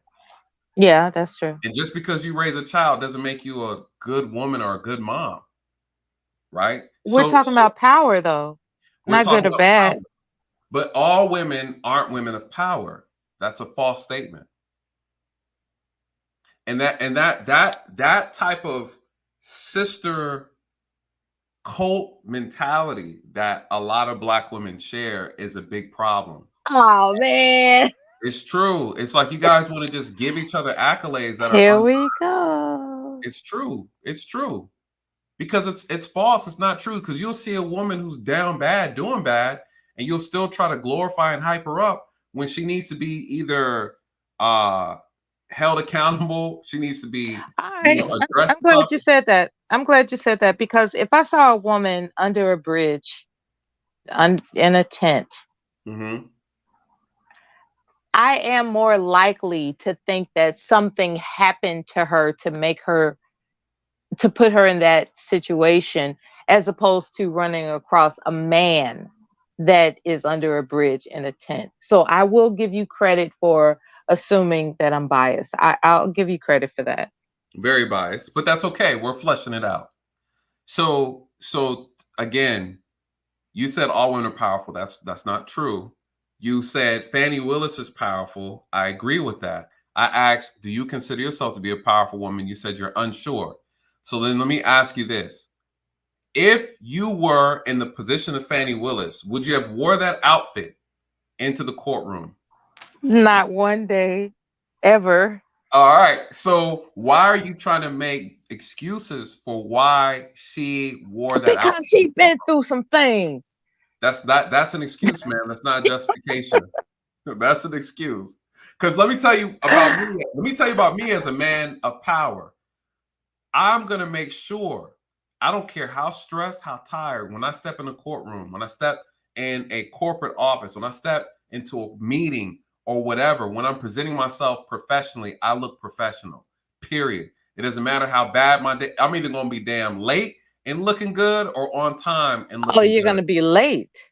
I'm saying I'm either gonna be late to look good or I'm gonna be on time. If you're late, you're not powerful. First of all, if you're powerful, you show up when you want to show up. If you own the scenario. If you're powerful, you show up when you want to show up.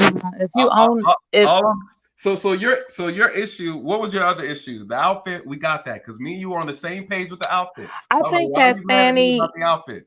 I think Fani, with her personality, is not able to trust people, and thereby she doesn't have anyone to tell her that she's looking frumpy in an outfit. Like somebody should have told her that, nah, that ain't it. Somebody should have told her that. So she's addicted to showing up on time, as in a in a in a mindset of time is money, right? That's her mindset. And as long as I'm dressed, what's the problem? Unfortunately, you exclude people that can tell you, okay, you're on time all the time, okay? However, you got to, redirect your fittings. Your fittings have to look picture ready. So she doesn't have friends to tell her how to look picture ready, and I think that's what happened to her. But I think too, I hear what you're saying about picture ready. I think that your image is a reflection of how you view yourself. And when you feel good about yourself, you're going to express that outwardly, right? And I think she looks exactly how she feels. I think the way she walked represents how she really feels. And she looked extremely, extremely But depressed, miserable. that walk was no different than what Naomi Campbell would do. Okay, that was a runway walk. A Okay, runway. she walked with aggression and confidence, and No, you that have a was problem with that no, that was a sloppy walk. It was because of her shape. no, it didn't have nothing to do with her shape. It was Yes, lazy. it did. She just doing that. She walking like this, and she's walking like the crypt keeper. Do you All the way walk? Look on the runway. There are women that walk like that. They're just not shaped like that, and Let that's me the ask, difference. how many runways have you walked on? We're being we're getting personal. No, I'm asking how many runways have you walked on? If you are an I've expert, had my share, oh, you have. and she walked with confidence and a Okay, surety. okay. She She was walked like like, somebody. she walked with, I'm dominating this entire scenario. I'm dominating. That's how you walk. You walk with dominance. She I walked with dominance, I agree. but That's what she she was just trying to looked do. kind of frumpy, you know? Well, listen, If and she was gorgeous, everybody would approve. she's Like, not. God, look at that walk. Fanny's not. She's not unattractive. I said her body shape. Oh, you Her talking about her body body shape, shape? yeah, her body shape is frumpy, and Well, it casts a different light when you walk with that type of confidence. When you have a frumpy body shape, it casts a different light. It does.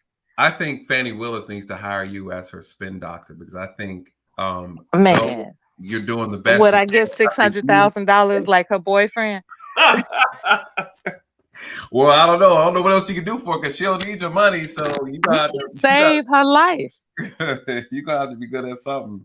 So what were the other? Was there anything else that you felt that I said that you don't agree with? Yes, I want to point out your bias. Bias to it. I remember Mhm. viewing your live stream on Jada Pinkett. I'm not trying to, detract from your topic. What I'm No, go ahead. saying is a comparison. Okay. You were gung ho and all set to think that Jada intentionally signaled her husband to commit that slap episode, right? Mhm. And you were just analyzing her facial expressions and making all these assumptions based on how she quote unquote looked. So Mhm. I think I think that there's something in you that prioritizes lookism. And that's what I want to say. I think for you, because you said that Fanny is embarrassing, you said that she's embarrassed Black women, you're making all these statements about this individual that represents Black women. Mm-hmm. And all I can say is that it seems that you're into lookism. Okay, so let me ask you this. Do you think that Fani Willis's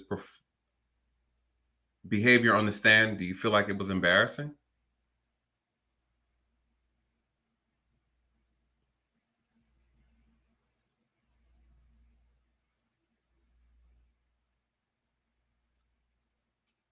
I'm sorry, I missed something.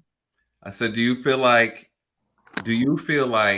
Fani Willis's behavior on the stand, do you feel like it was embarrassing? Having not viewed all of it, I can't say. Okay. Do you feel like her behavior on the stand was professional? No. All right. So you saw enough to know that it wasn't professional, but you didn't see enough to be able to determine if her behavior was embarrassing. That's because I'm not into categorizing. I'm not into throwing a blanket over everybody. I as an individual. I never threw a blanket over everyone. Okay. When did I throw a blanket over everyone? Because what did I say that was throwing a blanket over everyone? You said that she is an embarrassment to Black women. Absolutely. You're right. And why I said that was because of what she represents. Earlier, we talked about Fani Willis as a powerful woman. You agreed to that. I agreed to that. And what we did witness, and you just agreed to it, a powerful woman who was acting unprofessional.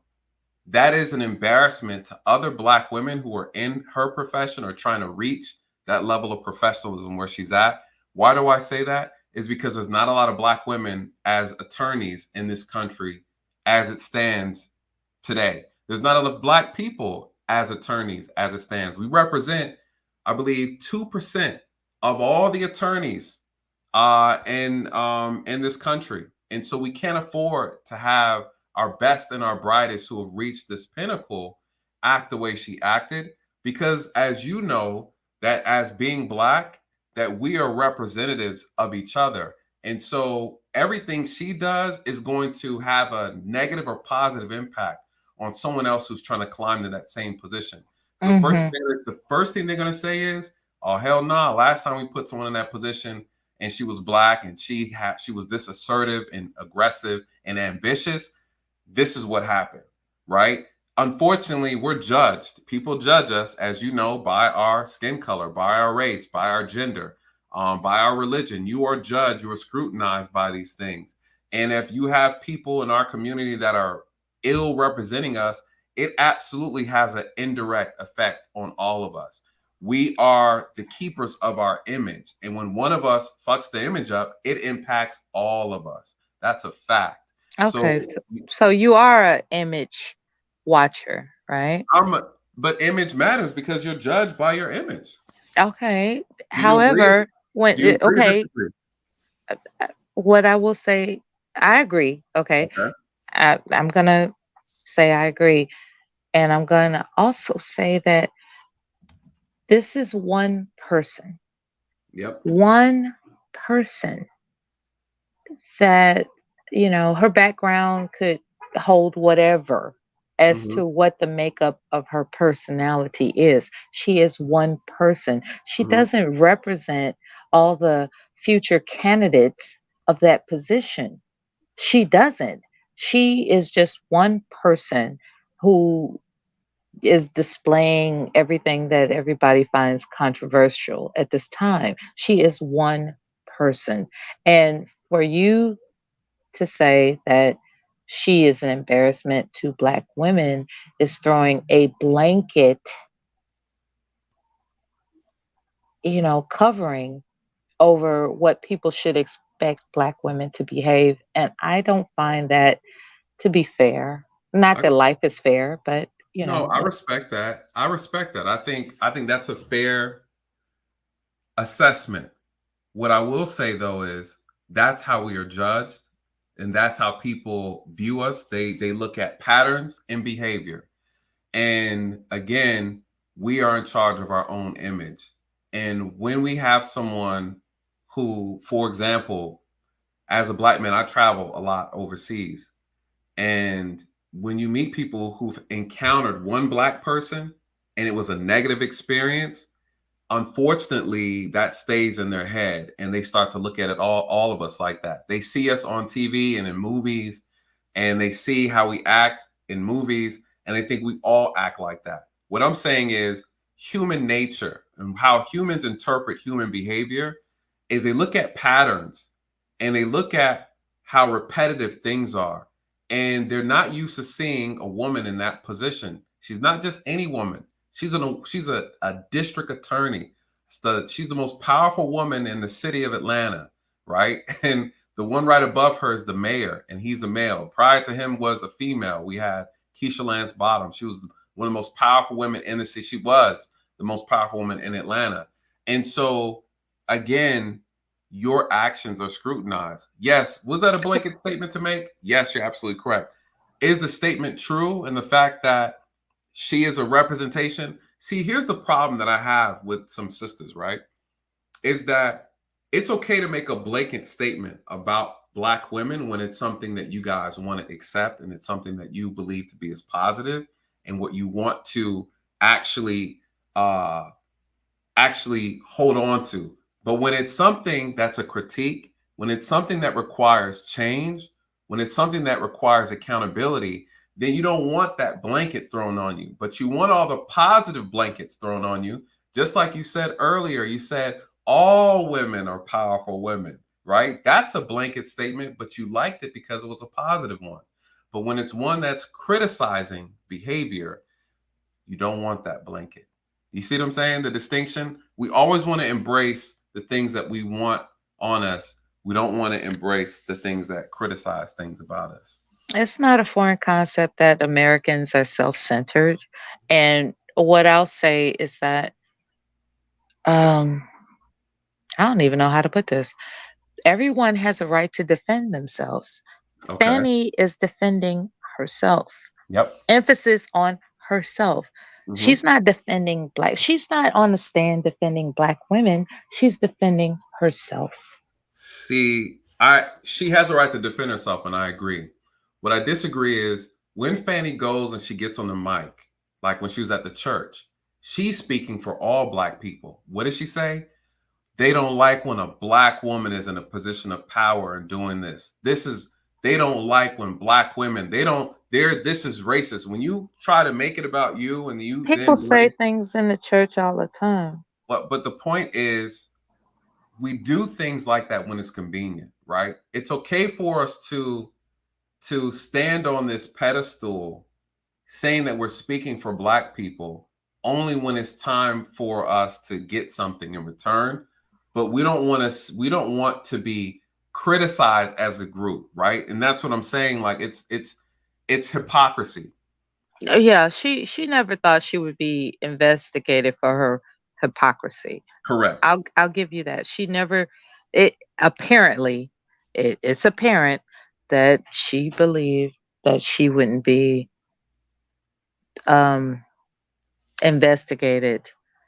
She just, like, for whatever reason, there's this ego that encapsulated her where she thought she wasn't that I don't know, she just thought she was beyond reproach.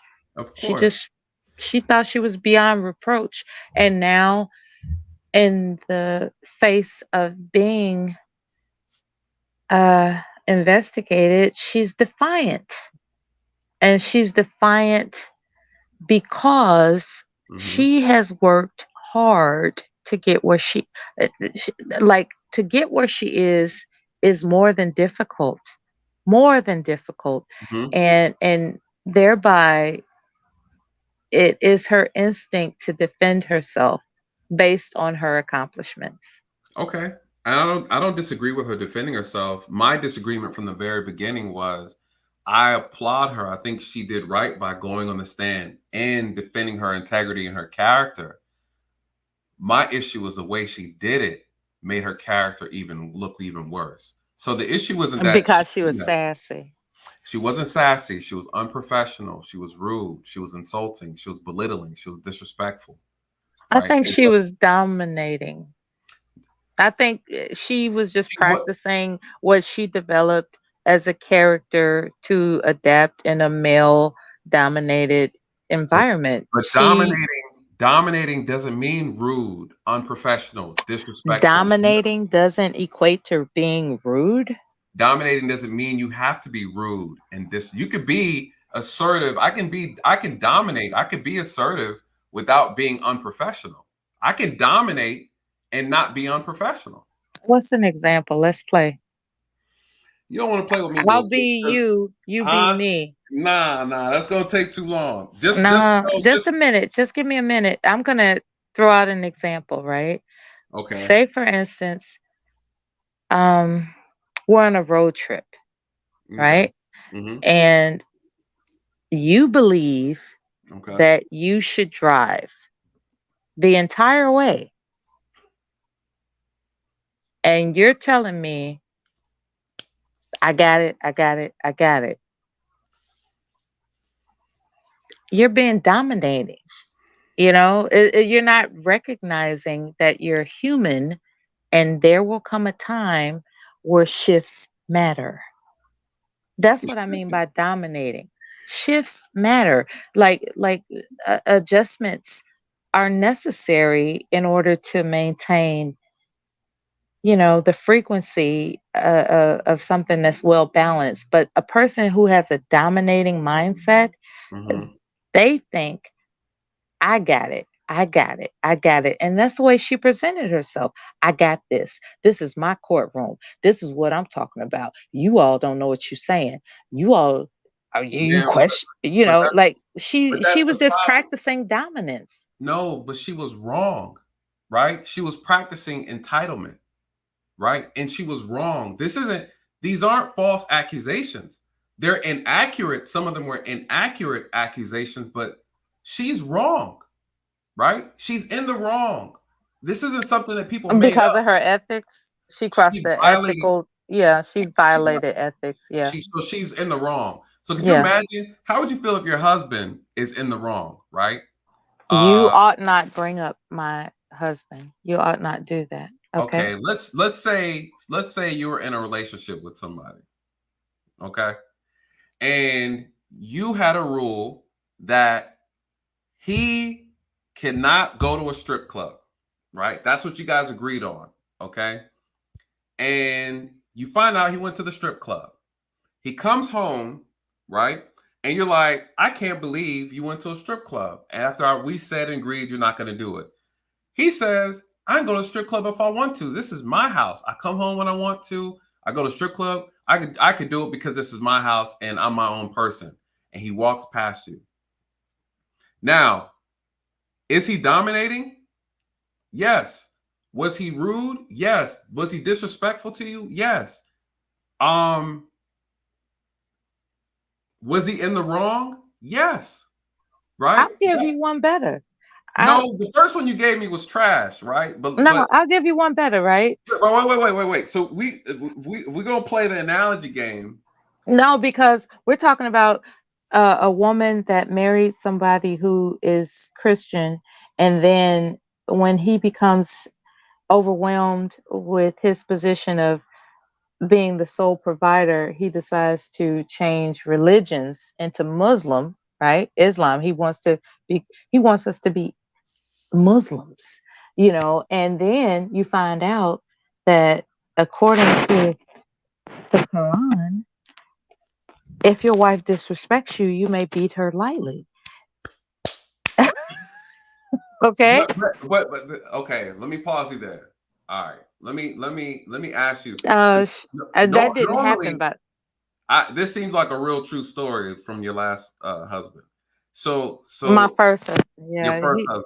Yeah, I left before it got crazy. Yeah. So I like how we can use the old husband. You don't want to use scenarios with the new husband. But I digress. Yeah, I don't want to disrespect my husband. My son's father. I love that. However, that first husband is fair game. So it's fair game because he was a trip. Well, I bet you was a trip with him too. Y'all. No, he was 12 years my senior. Okay. Why is the age relevant? Hold on, pause before we get into that. Because it was I'm young and he wait. manipulated me. I'm sure that was the case. All right, pause. Let me ask this final question so we can end this night, because we about to have a round 2 conversation. I got to bring you up on another night. Matter of fact, I need you to come up on the live stream later this week. I'm gonna pull up that thing about her husband Wade talking about fix me a sandwich. I'd love to get your thoughts on that. Let me end with this. Do you feel like she should be disqualified from the case based off of her unethical practices? Yeah. Okay. Yeah. She was she crossed the line. You know, you can't have sex with your subordinates. That's not cool. Any HR executive would tell you, any human resources executive would be appalled that, you know, subordinates and like come on now. So you believe that just even though she's a powerful based woman, on the ethics, correct. Yeah, and even though she's a powerful woman, you believe she still needs to follow the rules, correct? She writes policies. She should follow them. Practice what you preach. Hey, listen. She writes policies. That's it. And we're gonna leave on that note. Listen, Malia, that doesn't mean that I don't think that you're biased toward against women. Yeah, you have biases against women. I'll have to agree to disagree with you, because you agree with everything I said. Oh, okay. Well, in the interest of that, I'm not asking. Okay, I'm not challenging you. Please believe me. I'm not challenging. What I'm saying is that it would appear that you want to focus on what's wrong with Black women a little too much. That's all I'm saying. So, but I mean, that's fine that you say that. It seems like you only hear that when I'm actually talking about Black women, because 99% of the time I'm getting on Black men. So what it seems like to me is your ears perk up only when it's about Black women and never when it's about Black men. That's possible. I think that's the reality. That sounds like some hereism, some hereism going on. You hearing a whole lot, but you're not seeing a whole lot. Because the reality is I hold both sides accountable, and I will point out the foolery anywhere it goes. And you're just not used to hearing Black men criticize and critique Black women when they messing up. But that's not a problem, because Black women get on Black women when they do it to them too. Just like Monique got dragged for talking about how Black women shouldn't wear bonnets and pajamas in the airport, and Black women tore her apart. So this isn't even about how I feel. I don't have a bias. I have an issue with Black people who don't take their image seriously, and I have a huge problem with that. But that's what's up. All right, thank you. That's what's up. Yeah, that's what's up. It goes. I appreciate that statement right there. Yeah, it goes for anybody. Today we talking about a sister.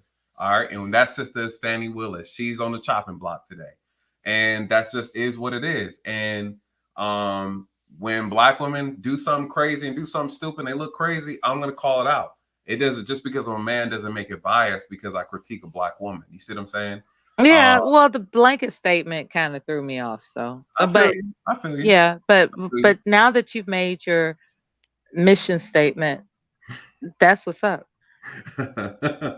Well, listen, I appreciate you, and I thank you. I appreciate you too. For the support, in the conversation. I always enjoy it, and I appreciate the feedback, because I don't try to be right about everything or anything like that. I do try to be as accurate, and I think it's healthy that we have these conversations, just in general, So I appreciate you giving me the pushback and coming up to have the conversation.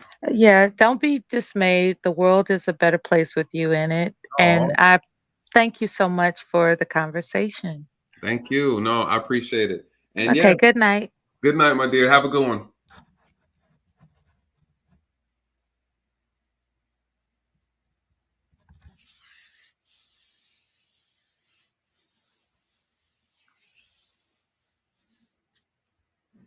I love y'all.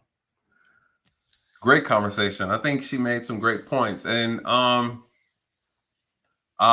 very, very great. But you know what's funny, you guys? I get that a lot. You know, I get that a lot from our community. Anytime when I'm getting on men, I'm getting on black men or whatever, you'll have a black man that'll come up and be like, you guys probably remember I had a debate with a guy. He was like, you're always talking bad about black men and blah, blah, blah.